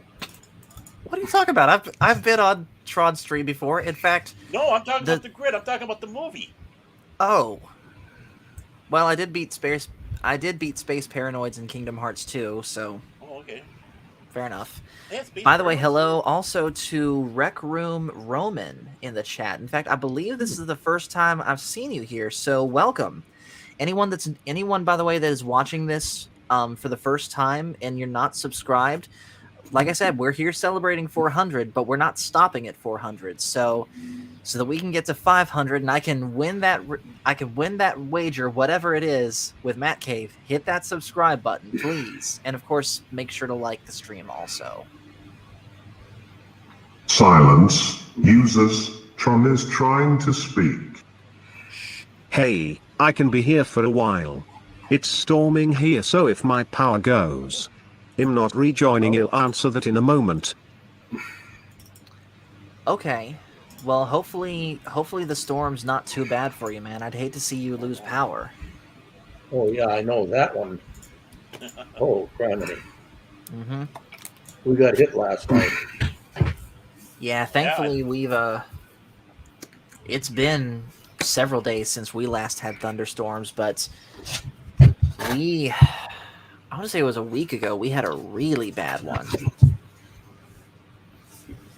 But yeah, while Tron's typing up Matt Cave, he's already getting into that competitive spirit.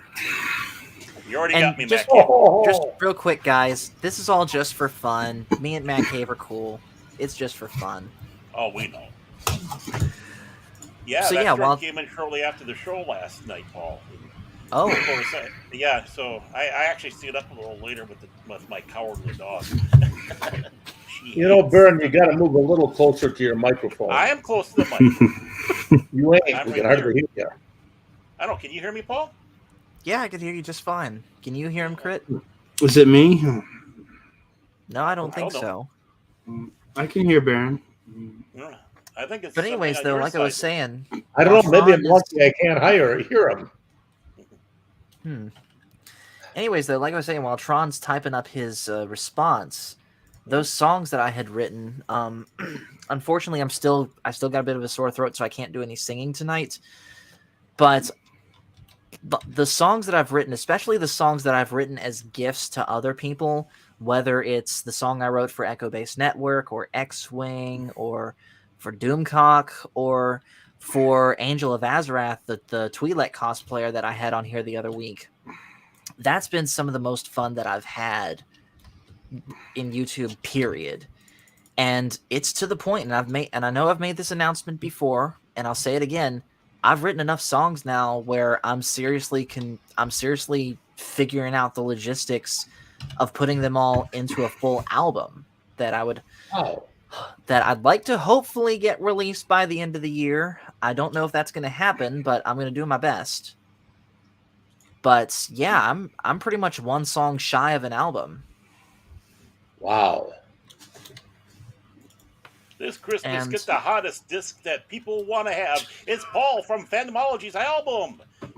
You can hear such great hits as Doomcock, Doomcock, Doomcock, Doomcock, Echo Base, Echo Base, Echo Base. Yeah, it's probably gonna be the most niche album release ever because only certain people are gonna even know what I'm talking about. Oh, and by the way, thank you to Rec Room Roman for dropping a sub. Thank you. And Devers, what's up, man? This guy is one of my coworkers, and he says that he's tried to tune in whenever he can. So thank you for tuning in, buddy. But yeah, I hope that I am able to get this album done soon. And when I say album, it's not just gonna be me and my guitar. No, it's gonna be like a fully produced album where one of my friends, his name's Ian. He has a YouTube channel, by the way, called The Headless Guitarist. He's gonna be helping me out on that too. He'll be handling more of the lead guitar and bass stuff. We'll probably work together on programming the percussion. And then, of course, I'll handle doing the vocals and rhythm, like acoustic guitar. So this is going to be like a full production. So I hope it gets done as soon as possible, as good as possible. So, anyways, though, I have some questions for you, old man, because this is the first time I've had you on the channel, and I believe you and I had probably talked maybe once before. I think we have on Baron's channel. Yes. So, what little you know of me and my channel, I have the same question to you. What is it about what's like your favorite part of my channel? Really, the people you bring in and you interact with. Also, Okay. the other part about it is some of your music. I do honestly get a big kick out of it. And I enjoy it when you do bring the old daddy-daddy-down. And I talked to you before about the 6-string, the 12-string, the doughboy. Oh, yeah. The twin head guitar. I love those things. I've heard them played by a wide variety of people over the years. And then you get in there and you start plinking away. You sound pretty doggone good. Thank you. Thank you. I really do appreciate that. And of course, I was doing music before the YouTube thing. In fact, most of my music throughout my life has all been for church. Unfortunately, I'm not currently doing that because I really don't have a church home. But hopefully, I can get back into that soon. I hope so too. Yeah, but yeah, even when I'm not playing for YouTube or for church, this is still the most fun thing. You know what? Forget it. I'm just gonna grab a guitar right now. Good. This right here is my first love as far as hobbies go. It's been my first love before Star Wars, before Star Trek, before really anything. It's always been this and just learning how to play this thing and get better and just everything about it. And not only has this been the most fun, but learning new types of music has always been something that I've really enjoyed. Like recently, I've gone into a little bit more of the heavier side of music, and I'm starting to learn some Metallica. Like I'm trying to perfect the finger picking portion of the intro to Nothing Else Matters. And oh, real quick, Black Dragon is joining us. What's up, man? Not much. So how you doing tonight?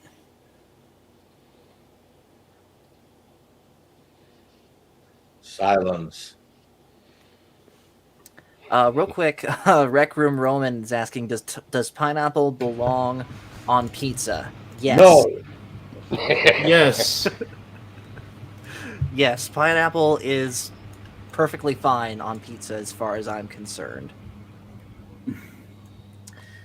But anyways, though, as what I was saying before Black Dragon came in, stuff like this right here, I'm having a really fun time, like trying to learn this.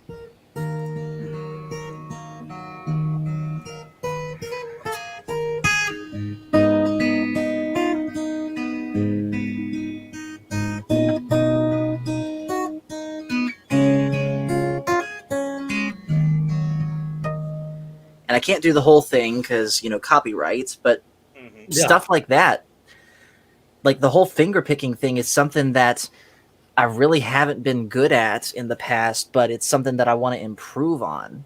And so fixing up things like that has been really enjoyable. Frustrating at times, but enjoyable. Silence. Users. Tron is trying to speak. In my case, I really enjoy spreading disability awareness to other channels, especially EBN and Paul's channel from time to time. I don't really have a favorite moment because you know me, I pretty much enjoy everything and just enjoy giving my feedback. Well, dude, your feedback is absolutely invaluable, just like everyone else's here. And like I said when you first came in, hearing your different takes on things, whether it's Star Wars, whether it's Tron, whether it's gaming, it's, it's always really fascinating to hear what you have to say. And you are one hell of a gamer. And no, that doesn't count for the No song. Yeah, the few times that we've played Fortnite together has been amazing, and frankly, we need to do that more. So, real quick, Matt Cave, I saw your DM. Let me look at it real quick. Okay, so Matt Cave just sent me this in the DMs. He says, if you win, I will get you any game or movie you want. If I win, you need to write a Matt Cave song. A Matt Cave song. You know what? Deal. That'd be your last track for your album. There you go. Yeah. Hey, I, if it works out like that, I'm good with it. So, you know what, Matt Cave? You have a deal. Better start writing. Yeah. I mean, I do have somewhat of a head start on him, just saying. You know, you could always watch old Roy Clark and see how his hands fly up and down the thing.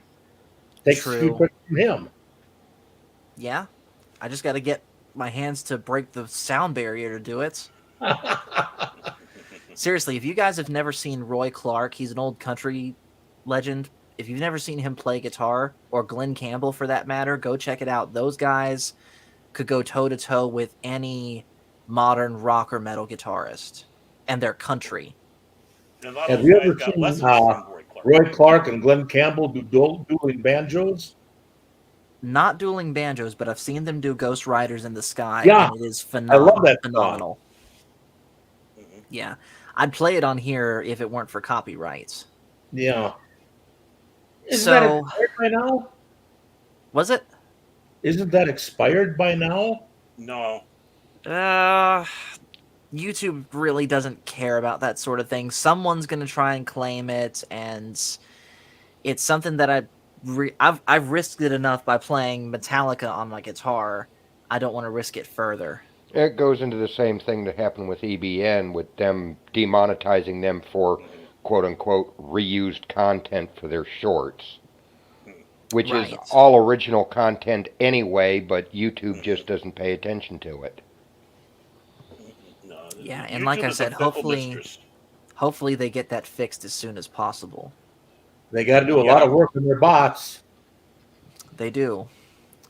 So, Black Dragon, I'm going to ask you the same thing that I've asked everyone, because you, of course, have been on the channel multiple times. You've been part of different discussions revolving around reviewing movies and, other things like that. So, same question to you. What so far has been your favorite part of fandomology? I kind of fall into the same category as Tron. It's not any one specific thing. You have such a variety of different things that you hit on, from Star Wars to Star Trek to anime to books to comics to music. It's, whatever you decide you want to talk about, and you can find people that are willing to talk with you about it. My biggest thing with your channel and with Matt's channel and with Daryl's channel and EBN is the sense of community. I have no family. EBN and all of the content creators that came out of it, such as you and Matt and Daryl, have become family. Oh, yes. And when we can come together, like when Tron needed equipment, and we got together as a community and got him what he needed because he's part of our family. Which you're wearing that right now, aren't you, Tron? That thing across your forehead? Yeah. That's what I like most about these channels, is regardless of whether it's Matt's gameplay or you're talking about Star Trek or Daryl just having a crap stream. Yeah.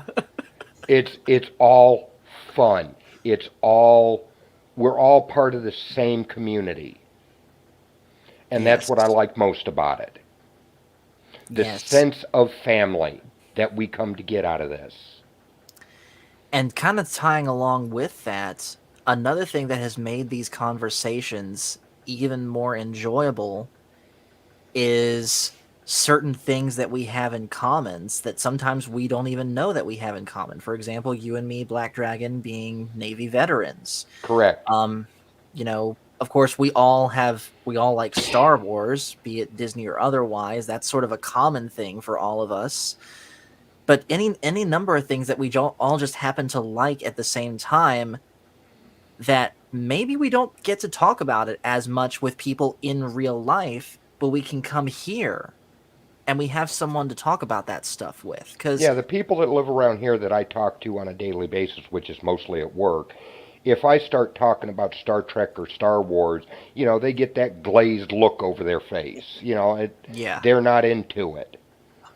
Yeah, and of course, everyone at my job, they know about the channel. They'll ask me about it sometimes, and some will ask me my opinion on, like the IT guy at my place of work. He's been asking me about my thoughts on Kenobi, and of course, I've been honest with him about it, and I'm glad he asks. But most people that I work with, honestly, they know about Star Wars and they'll watch it, but they don't care about it to the same level that we do. Exactly.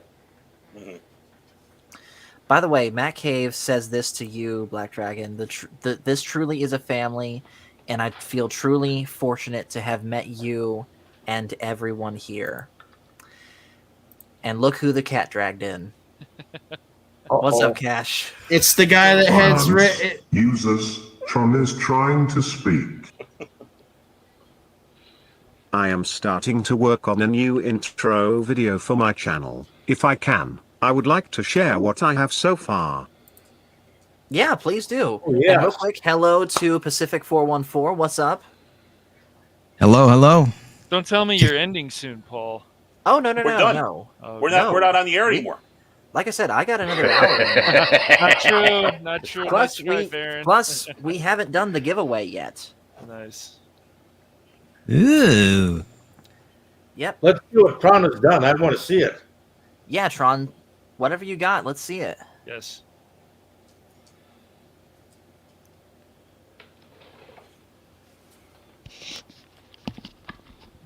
And while he's loading that up, yes, Devers, we do strike up some Star Wars conversations, and they honestly are pretty similar to what we have here. And, you know, that's kind of the same as how it was with my old friend Moss Pierce, who runs the Citadel radio show channel. When he was here in America working with us, you know, we'd have similar conversations, except his area of expertise was Doctor Who. And of course, whatever doldrums Star Wars might be in right now, I think we can all agree Doctor Who is like 10 times worse. It's dead. Oh. It's totally dead. It's going in a weird direction. Like, I like Neil Patrick Harris. I don't hate the guy. I didn't even know he was getting involved in Doctor Who, and I just read this article today, and I was like, okay. But I just had this feeling that they're going to go into this whole idea again with politics and the message and whatever else, and it's not going to feel like the Doctor like it should. That he's calculated, he's the one who makes the final decisions. And I feel after Jodie Whittaker, they just started changing the Doctor. People want to always argue with me about that online. It's really funny. I said, I mean, you could think that, but you could see it with your own two eyes. And so unless you're blind or you just want to believe that Doctor Who has never changed, I mean, the ratings prove it, the numbers prove it. People are just not watching this anymore, and if they want to do something, they need to find a way to bring back the hardcore fans that really love Doctor Who. Yeah, and that's not just Doctor Who. That's everything that's currently, as I said, in the doldrums. Star Wars, Star Trek, Doctor Who, soon to be Lord of the Rings. It looks like it's going in that direction, and I don't know. But what's going to happen is if these things are a failure, then these companies, Disney and they're going to start blaming the fans again. It's like always. It's just silly. Oh boy! All right, so we got Tron's new All right. intro. So Oh. let's see it, Tron. Let's go, Tron. Don't know if it echoes if I do this, but here we go. All right, kick ass. I mean, kick butt. hold on. Before you play that, Tron, I gotta play the no clip. Where is it? Cash. Language, and for gosh sake, watch your language.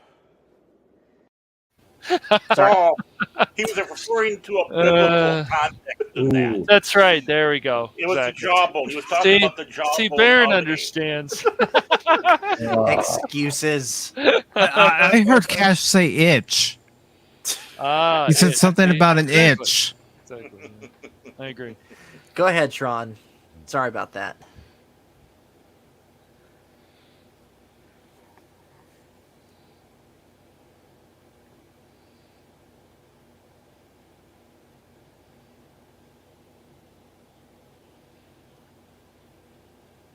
I don't hear anything. Do you guys? No, I don't hear any sound. No. Tron. Sorry, man. You do have. Wait a minute. I think I know what it is. Tron was trying to share a window, and windows don't generally share sounds. Yeah. Okay, but that's okay, Tron. It still looks good, Does it? and whenever it gets uploaded to your channel, we'll of course be able to hear it then. And he was working on the Mac, Oh. and we all know that Mac and Windows don't work together. Okay, Yep. so maybe Yeah, this works. Can be a problem. It was a window joke. It's pretty good. I don't think so. Oh. Yep, they popped. Yeah. Here we go.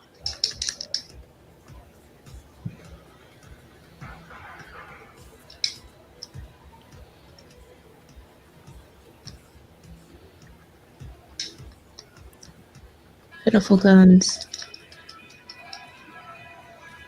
Doggy. Trying to segue in on the speedway.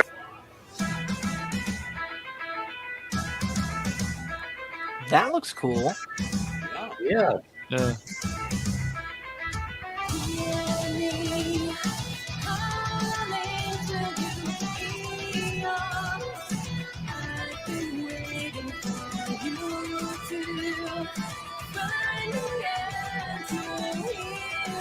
Okay. I like that. That looks great so far. Yeah. Pretty cool, dude. That was awesome. One word of advice, though, be careful with that music, because that might trip up copyright also, because I had to re-upload my tribute to Nichelle Nichols because of an editing snafu that I accidentally did, where an older version of our outro video, it had music that unfortunately tripped copyright that got accidentally stuck in the middle of the video, so I had to go back, take that out, and re-upload the video. So be careful of that. Yeah. By the way, since Matt Cave is here, Matt Cave, always remember that Resident Evil 7 is a better game than Resident Evil 6. Are we starting problems again here? Well, We're gonna Cash, go with first there's problems on my channel. Now they're over here. I can't comment on that one way or another. All I know is that everyone is simping for that one lady in Resident Evil 8. Ooh. By the Don't way, ask me, hello. I haven't played any of Yes, them. the vampire lady. He says this is true, Cash. Also, hello to Project Cambrian, who said, "Booyah! Congrats on 400. Thank you." Is this supposed to be that tall, really tall one that looks like she's out of the forest? Yes. Okay. Yes. Yeah, she's the vampire lady, and she's not in the game enough, and my friend stopped playing it because of that. It's quite a funny story. So, anyways, Cash and Pacific, I have a question for both of you, and this is a question I've asked of all the people that have joined the panel tonight. You guys, especially you, Cash, when Michael had to leave for boot camp, you volunteered to step up and take his place as my regular co-host, and I thank you to that especially. But you guys have both contributed to this channel and helped it get to the 400 subscribers that we have now. So thank you both for that. And having said that, I want to ask you both, what has been your favorite part of this channel so far? Ooh. You want to go first, Cash, or do you want me? You can go first, Mike. Well, I gotta say, the whole thing that brought me to this channel in the first place, even before I was on the panel for it, Tuesday Night Trek, when it was you, Nerdpoil, and Brandon. And hearing you guys talk about the original series, your journey into Star Trek began with the original series, and hearing you as a first-time viewer of the episodes, your reaction to the episodes in the original series. That's what drew me to the channel. Okay. Because I would pop up in the chat and say hello to you guys, and then it led to Nerdpoil sending me a message saying that you wanted me to become part of the panel. And you've become one of the most invaluable parts of the panel, and that's led to us streaming on both of our channels on a myriad of topics. Mhm. And finally, I have someone that I can talk wrestling about. You better believe it. Exactly. Cruiser. Which before I move on to Cash, I gotta know, Pacific, what's your thought on this whole Ric Flair's last match thing? Oh gosh, why did he do it? Why? I know why he did it, his ego, but really, at his age, I'm just saying he should have just left it at his Shawn Michaels and him wrestling at WrestleMania several years ago. I believe it was 2008, if memory serves me correctly. But should have left it at that. But no, he already tarnished it once by wrestling Hulk Hogan when he got to Impact Wrestling. And yeah. so I was like, Rick, I know. I've heard this story from a lot of guys that are in your position. You just never want to give it up. But I'd like to have seen him in his last match against McMahon. Ric Flair versus Vince McMahon. I believe that happened at the 2003 Royal Rumble, didn't that, Mike? I think it was the 2002 Royal Rumble. You were... No, yeah, it was the 2002 Royal Rumble because that same year he would later wrestle The Undertaker at WrestleMania 18. Mm-hmm. Yeah. Well, McMahon stepped down, and Rick is stepping down. What a great grand finale for the two of them. I'm honestly... Silence. Users, Tron is trying to speak. That song is a part of a game and it's non-DMCA. Anyway, I do need to go because stuff. Love you all as a family. You take care, Tron. You take care, Tron. And again, thank you for being here. Thank you for your contributions to this channel, and honestly, just being a really cool friend. And hopefully, we get to meet each other again next year in Nashville. And keep fighting for us users. Yeah, absolutely. Always fight for the users. Yes. Man. And real quick, we gotta zoom in while he's still here. That smile. It's the best part about Tron. Absolutely. It's infectious. It is. It really is. All right. So anyways, Cash, your turn. What has been so far your favorite part of Fandomology? I mean, it's been nice doing the Sunday streams with you, man. Like just being able to help out. It was, it's cool also that you came on for that gaming stream. That was a lot of fun on the Phantom Hooligans, which I guess we need to do another one because you're also part of that channel too. But yeah, the Sunday streams and then like Tuesday Night Trek has been fun. It's just like I'm doing homework again. I got to watch 5 episodes. And then we talk about them, and I'm quite motivated with that because I'm even pulling up the IMDb, Internet Movie Database. I'm pulling that up and making sure that I don't forget about the episodes. And it's been fun, and I hope we can get everybody together for Tuesday Night Trek because we've got like 7 or 8 people total or something. I It's a pretty expect when big Deep group. Space Nine comes around, it'll be all hands on deck. But yeah, the Tuesday Night Trek has been fun. The Sunday night streams, it's also funny when you make me groan with some of the stuff that you like better than others, like the whole Matrix 3 Revolutions. Yeah, that Excuse me. Yes. I don't mean to interrupt, but that was fun last night when you mentioned that. Just the collective groan. I have to be true to myself. Yeah. I can't be the fake version of me that just makes people happy. Putting Sonic 2 and even making Doomcock groan and his friends, putting that ahead of Jaws. Okay, Right. hold up. We gotta go back. We gotta watch that. I gotta pull that up and we gotta watch that. So let me see if I can find it. I believe I saved it. Where is it? But yeah, it's been nice to find a lot of people in general on YouTube to have similar interests and are able to talk about stuff and just drive YouTube crazy. As a group, we can't be stopped.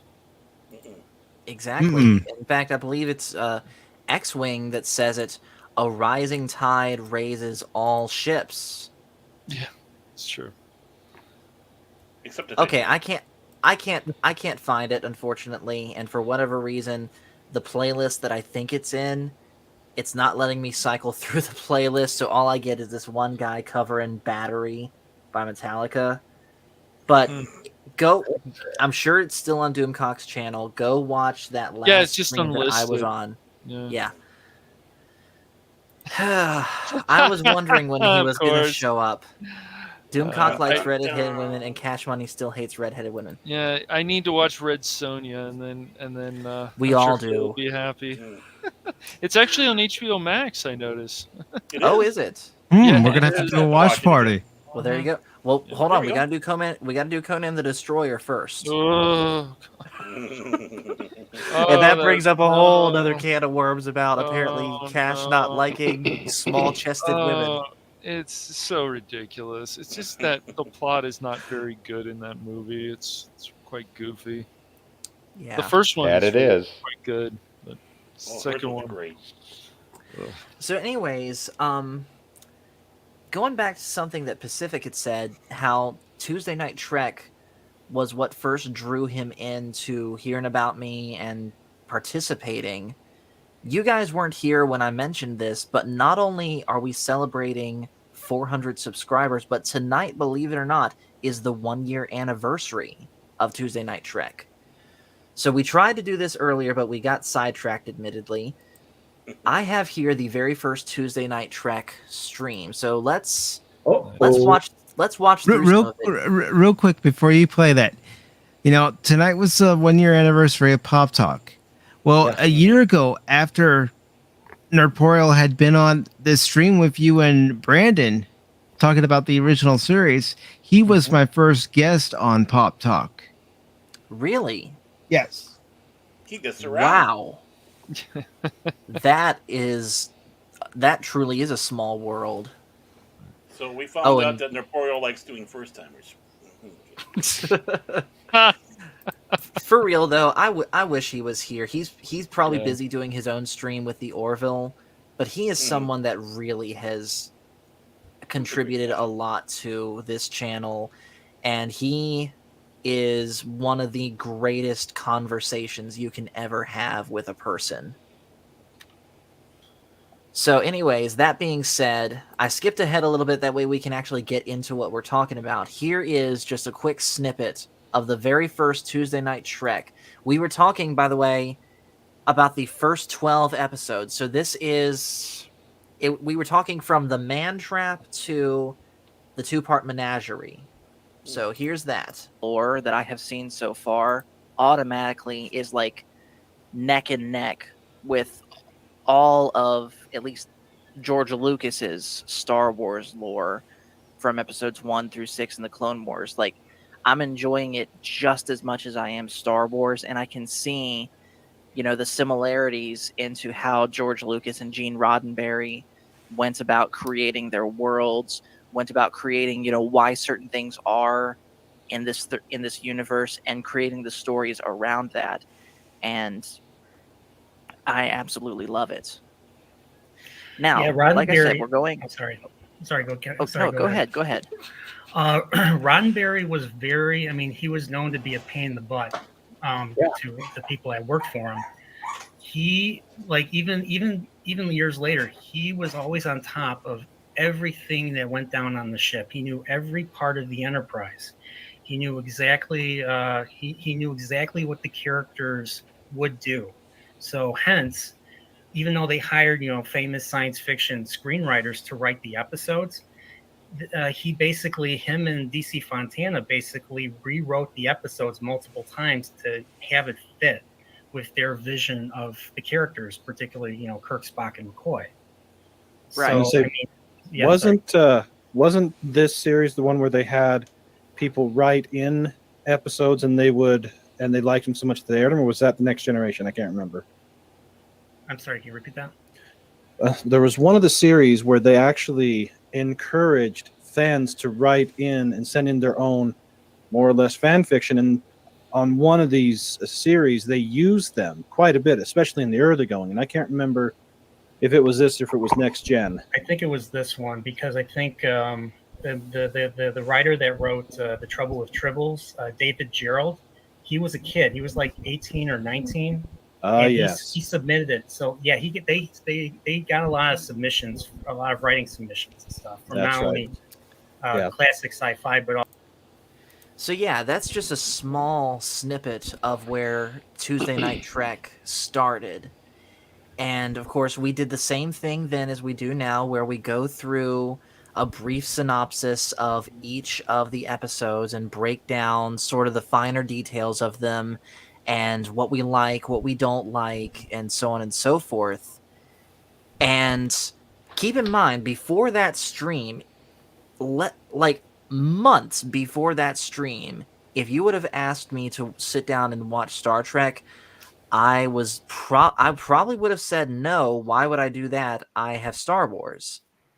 But now I can genuinely say, all things considered with both franchises, I think right now I like Star Trek better than Star Wars.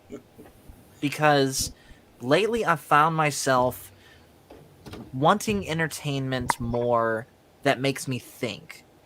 And Star Wars does have those thought-provoking moments, especially in the original trilogy, but Star Trek just has more of it. And so because of that, that's kind of why I'm finding myself preferring Star Trek over Star Wars. And of course, if you prefer Star Wars over Star Trek, that's okay too. I'm not here to fester the Star Wars versus Star Trek war. I'm not here for that. But you go back and look at that stream and look at what it's grown to now, where again, like Cash said, we have like 7 members of that stream. Tuesday Night Trek is still probably my favorite stream out of all of the ones that we do, of the weekly scheduled ones, because I look forward not just to watching some really great television, but especially like we did last week, breaking down like the morality of this stuff and how it could possibly apply to the real world. Many years ago, when Star Trek came out, yeah, I'm old enough to have seen it back then. I only got to watch about 2, maybe 3 episodes when I was able to get into a Firebase where they had a TV. Mm-hmm.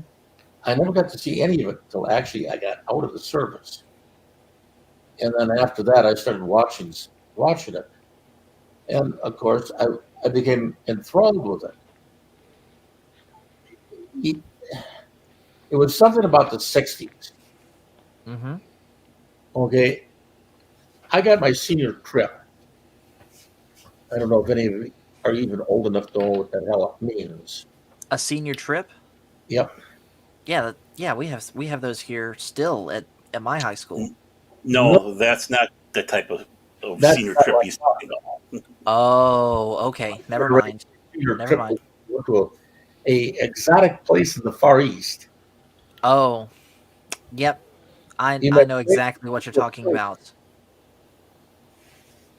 And I saw a little bit of that, but you know what else I saw? Mm-hmm. I was drunk on my ass. Hold on, old man. I got to do it to you. I'm sorry. Language. And for gosh sake, watch your language. He meant jawbone. I was drunk on my anal posterior. That'll work. In a pub in Australia. And I can't figure out what the horrible noise is coming over the telly. I mean, geez, what the hell is that? The lady I was with looked at me and said, "That's Doctor Who." Oh. So back in the 60s, I saw William Hartnell as Doctor Who. Patrick Troughton. Patrick Troughton. No. It was Patrick Troughton. Yes, it was, because when you met Patrick Troughton, you told him that you saw I what saw this him episode. later. I'm talking You about saw the him- first time ever. Yeah, when they were airing Doctor Who at that time in Australia, it was Patrick Troughton. In 1966? 1966. About that time, you probably were looking at the date that you told me, that was about Patrick Troughton time. I think. Yeah, I Real saw quick, Patrick Troughton too. Real quick, I'm gonna jump in here real quick, and I'm gonna go ahead and start assembling the wheel because we're gonna spin a wheel for this giveaway. So, yep. So if you guys want the prize for the giveaway, which is a Black Series figure of Emperor Palpatine, put a one in the chats, or just say one if you guys are on the panel. One. And I will One. Okay. One is the loneliest number. All right, I will get you guys added in. Cash doesn't like redheads. Yes, he does. All right, Yes, he so does exactly. Yes. let's see. You don't like redheads? I do. I do. You don't. But Roger Rabbit, you don't. You don't. You don't, Roger Rabbit. You don't. Such an underrated movie that. You do. You do. Oh, that movie was just amazing, Roger. Oh yeah, it's so dark, and it's Disney because Touchstone is Disney, but it's it's really dark, really dark. But you had all the animated characters in different platforms in there. Yes. Too. I mean, it was just who would have thought, you know? Mm-hmm. And I mean, they actually kill Toons. I mean, Toons. Mhm. That's crazy. And Christopher Lloyd is the bad guy. I mean, know, how so can you- evil in that. I love it. Fun fact: the dip was just paint thinner that you would use to erase drawings, and it was. Yep.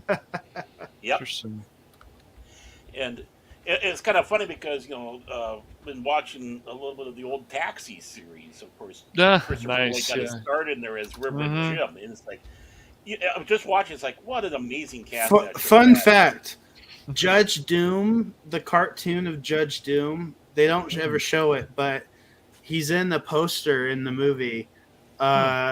Judge Doom was in the beginning of the movie. You see a poster with a cartoon with red eyes with a pistol aiming at Eddie Valiant. In the maroon. Can you find a picture of this? Yeah. And this, I think, is Judge Doom. And I never knew this. This is like I'm nearly 25, so this is like 20. I never knew this. Let me see if I can find it. But and literally, it's like right dab there. Let me see if I can find it. Oh, here it is. In the yeah, here he is. Let me. Yeah, this is Judge Doom. He's got red eyes and he's got the hat, and this is in the beginning of the movie. Oh, I see it. All right, let me get this screen shared real quick. And he has the squeaky voice, the red eyes, the pistol. Pistol packing possum. So let me see if I can make this bigger. Yeah, there he is. Huh. The question is, though, how does he go from that to Christopher Lloyd? You know, tunes can redraw. You never know. But I mean, it made sense. The squeaky voice. It's one of those mysteries. Like you just what did Judge Doom actually look like? But I just feel like it was right in front of our faces. It was this possum on the wall, and it's such youngin. By the way, apparently there's an unaltered version on VHS where apparently in one shot, Jessica Rabbit allegedly is going bottomless under her dress. Commando. Yeah, Uh, I've not seen that version, and I have I've heard. seen Roger Rabbit about 4 times. I mean, I've seen the movie and I like it, but I've not seen that version. yeah. I don't know if we're gonna get back to that kind of entertainment again. Depends. It just always depends who decides to try something else. But if Bob Chapek is right and they want to get away from politics, then maybe Disney will change. At some point, all this stuff No. will change, but who knows? We're getting woke cartoons. We're getting woke. Oh, I know. I feel bad for kids nowadays. I know a guy Dude, that Disney. And then that what did they call it again? Ratatouille or whatever it was. And Ratatouille? That was the roller coaster thing going down. I think They so. have a window. If you look in the window, there's a nude woman in there. He says, "I don't know a thing about that at all." Ratatouille is certainly a good film, and it's not. Actually, yeah. Yeah. There's a lot of It's Pixar in my top films. three. It's in my top 3 Pixar movies. Just stay away from Light Mess. Just stay away from it. Yeah, but you went to go see it. It's that Top Gun. Yeah, Stay away we from kept it. telling you to go see Top Gun, Cash, and you didn't listen to us. Exactly. Lightyear is already on cheap TV. Mace Chindu. Mace Chin. This is so ridiculous. Why are you doxing Cash? I don't know. You mean Kayash? Kayash, his Klingon cousin. He's got to work on that Klingon a little bit. It sounds look pretty Yeah, good. the hair looks a little bit Yeah. off. Agreed. He's supposed to Thing look in like the back. dog thing from Hey Arnold, or no, it wasn't Arnold. It's Arthur. Arthur, you remember that? I don't know. But- No, but I can at least tell you guys to stay away from certain movies. So Fair enough. He took a bullet for us. Yes, he did. yes, and I even got Jersey Mike's afterwards, so it wasn't a total loss. Yay! Never had Jersey Mike's. So, y'all ready to spin the wheel? Yes. Spin the wheel. All right. Spin it. Real quick before I do, last call for anyone that has not entered the giveaway that would like to. Again, I will show what we're giving away. We are giving away this Black Series figure of Emperor Palpatine. And if you are not in the drawing already, go ahead and put a number 1 in the chat if you haven't already. Oh, old man's entering? Okay, let me... You bring can the just wheel say up. 1 on the panel, Mike. Nope. Try to be sneaky. Okay, hold on. The man... I gotta bring in the real brains of this channel. Phil, what's up? Oh, boy. no. Oh, no. I still hear Cash Money still spreading his hatred and dislike and redheaded women everywhere. Elvis is dead, by the way, Phil. Sorry to break Kick it to you, him but out Elvis right is now dead. because guess what? There's 2 million old ladies already marching on to Paul. You know what? The Oh, Memphis Mafia will take you out, Cash. Real quick, Phil, before we go into this, I actually do got to talk to you about something. We were talking the other day about Judas Priest, and I was prepared to come on here and just say that they're trash, they're not for me. I'm actually changing my mind. They're actually Priest is great. better than I Judas thought Priest they is are. awesome. Now, granted, I think there's plenty of bands out there that do Judas Priest better than Judas Priest. For example, Anthem and Striper. Now change your opinion on Lemmy. Now change. No, Lemmy is amazing. No, but The thing is, I think you started off wrong because let's just say from 1980, earlier works of Judas Priest aren't that great. When you get into the 80s, that's where Judas Priest really kick in. So I think it was the era you were listening. Defenders of the Faith, the song, not the album, Defenders of the Faith is trash.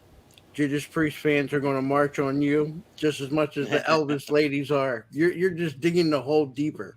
Pretty soon, you're going to have all these people come after you. I still say though that Michael Sweet and Oz Fox is a better guitar duo than KK Downing and Glenn Tipton. That has been solidified. Cashier. But anyways, though, let's spin this wheel. So it looks like everyone has entered that's going to enter. So how this is going to work is whoever this lands on, we're just going to spin it once. Whoever it lands on wins. And then from there, we'll get in touch with each other offline, however it's best to DM. And you'll send me your address, and then I will send you this Palpatine figure. So with that, can I get someone doing a drum roll? Can I have a protest? I'm the same color as Cash Money, and it's red. All right, he's red. He's red. I can't control that, Phil. All right, we're spinning the wheel. Who's it gonna be? The Matt Cave. Oh, man. Congrats, all bro. right, dude. Congratulations, Matt Cave. It's rigged, man. No. Here's the proof that it's not rigged. Matt Cave and I are now enemies. Remember that. That's true. I forgot. All right. Congratulations, Matt Cave. So, Congrats, dude. Congratulations, Matt Cave. This is Until now Baron yours. says it's rigged again. I will get this sent to you as soon as possible. DM me your address, and like I said, I'll get this sent to you as soon as possible. This only proves that when you suck up to Disney, it works over on YouTube. It mixes with the algorithm, and that's the line I'm sticking with. So now that we got that done, we are Palpatine shall be my winning subscriber. Did you? Hey, there's already a Sheev Palpatine that's subscribed to my channel. And here's the thing. Phil McCracken may be my best troll, but Sheev Palpatine was my first troll. Yeah, I remember those. Did you hear the wonderful news, Phil? What's up? Paul said he would watch 7 to 8 Godzilla movies. I don't believe it. Wow. Yeah, in fact, we're covering the first one. We're covering the first Godzilla movie this Sunday. And Cash is going to join in too, and with Phil. Maybe. We'll see. I like some Godzilla, but I'm not. One of the only 2 Taco Bell commercials I liked. Taco Bell. And you're welcome, Matt K. Don't worry about it. So, anyways, Phil, the biggest thing I wanted to bring you on for is, like everyone else that's been on this panel and others that were part of the panel but aren't here, even though you have said that you're happy just watching and popping in from time to time, you're still part of this channel and you have still contributed in your own special way. So I'm going to ask you the same question I've asked everyone else tonight, and that is, what has been so far your favorite part of this channel? My favorite part of this channel? Mm-hmm. Making Cash Money suffer. That's the best thing about this channel. Okay. The only reason I'm here. Okay. The only reason I'm here actually let me in. Real quick before we go, Mike, you got to head out? Yes, I do, brother. But I did want to stop by and congratulate you on 400 subscribers, and you'll get 600 more and be at 1,000 subscribers before you know it, brother. I'm hoping. Well, thank you, man. And again, thank you for all the contributions that you have made toward this channel. It's my pleasure. I'm glad to call you a friend, brother. Mm-hmm. So what you gonna do when Pacific 414 runs wild on you? Ooh, yes, Stable in the Madness of Pacific 414. A four-letter word. Can a you four-letter word. It'll never let you down, let you down. It's sturdy and rotten right up to the end. That wonderful 1, 2, 3, 4-letter word. Speaking of wrestling, did anybody even mention that Ric Flair won his final match? We were just talking about that. Mm-hmm. You're slow, Phil. Come on. He's too old. I just got here. I don't want to hear it. Kathy. I don't want to hear from you. Yeah, we don't need Phil getting into the chat and spamming hashtag elderly abuse again. Oh no, it's all right. That's why I always steal his cane in his wheelchair. But yeah, I had a book against Ganya. True. So, but I'm gonna ask again, Phil. Jokes aside, what's been your favorite part of this? The people. I think there's a good group of people around here. We do gaming and you do all this other stuff, and I love the Skyrim streams. I have to admit, it seems to be, just a crazy place to be sometimes. It just goes where. Oh, it certainly gets crazy. All right. Hey, I can sound like Cash Money. Did you know that? Do it. Let's hear it. Where? Oh my god. No. They put woke stuff. They put woke stuff in my Star Wars. That is still funny even my months gosh. later. It is. So was the part at the end of that video, because the full video is up on the channel. Go watch it. But at the end of that stream, we were pretty much quoting the end of Star Trek V just about word for word, with Crit doing a spot-on impression of God with his little vocal changer, whatever the heck that was. Mm-hmm. That was awesome that night. That was awesome. It was. We were all making fun of each other that day. It was fun. Yeah. I'm sorry I missed it. And something about Crit impersonating Tim Curry, trying to get me to watch, what is it, Legend? Legend. What else were we talking about? The Rocky Horror Picture Show that night. Yeah. There was quite a few. He was trying to be Starscream. Yeah, he was. Horror Picture Show. Yeah. Yes. Is that one on my list? I know You I should ain't seen it, watch that. but I don't think it's on my list. Well, I'll fix that. Watch that in Little Shop of Horrors if you haven't watched that. Oh, Okay. yeah, watch Little Shop of Horrors. Mm-hmm. Are they scary? Chicago too. No, Oh, are they Little Shop of scary? Little Shop of Horrors is Oh my gosh! I swear, Paul, if you listen, we're gonna tie you down and we're gonna make you watch Alien again in the dark. Hey, this hey, time. hold In the on. dark. Let me tell you this. You do not need to tie me down. I'll do it willingly. Okay. I'll do it willingly, and I know- legitimately, I know I legitimately some of you guys are expect. out there, but I didn't know BDSM is one of the things you guys were talking about. This is because it's very no word. Well, I mean, I do play a Skyrim vampire. Yeah, he does. I blame Cash Money.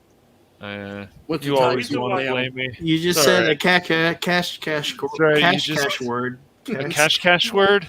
Cash word. He just wants to watch. No, aliens he because said a of Cash underwear. McCracken word. Cash McCracken. One of my Still biggest lives. slip-ups that Phil McCracken just ran with. Cash McCracken has not made his final appearance. He will show up. Of course he does. Yeah. Well, guys, it's about midnight my time, so I think we are going to go ahead and shut this down for the night. Thank you to everyone that has popped in tonight to be part of the panel. Thank you to everyone that's been watching in the chat. And again, thank you all for 400 subscribers. 500's going to get here before you know it. And we're going to keep getting bigger and better as the time goes on. So Thank you guys so much for watching this. Make sure to hit like and subscribe if you haven't already. And you know what? For tonight, I'm going to bring it back. Just remember, the Force is family. Can See I you add one guys more later. thing? Oh, yes. Yeah, and if you start a channel, just find your passion and go from there and find each other and bring on people like we have here and go to other channels, your own channel, this channel, whatever, and work together. And you can't be stopped, and teamwork is the best medicine. It really is. Yes, that is true. But anyways, though, guys, that's gonna. You guys, let me end here. Thank you. Later. Oh no, you were no more than problem, welcome. man. You were an enjoyment to listen to. Yeah, and hey, listen. Anytime you wanna come on and talk about whatever it is we're talking about, be it Star Trek, Star Wars, what have you, anything, you're absolutely welcome. Thank you. So with that, Well, I guys, lost we're the gonna go job. ahead and. No, you didn't lose your job, Baron. If anything, we made the bridge bigger. That's it. Everybody, peace out. Take care of yourselves. See you guys.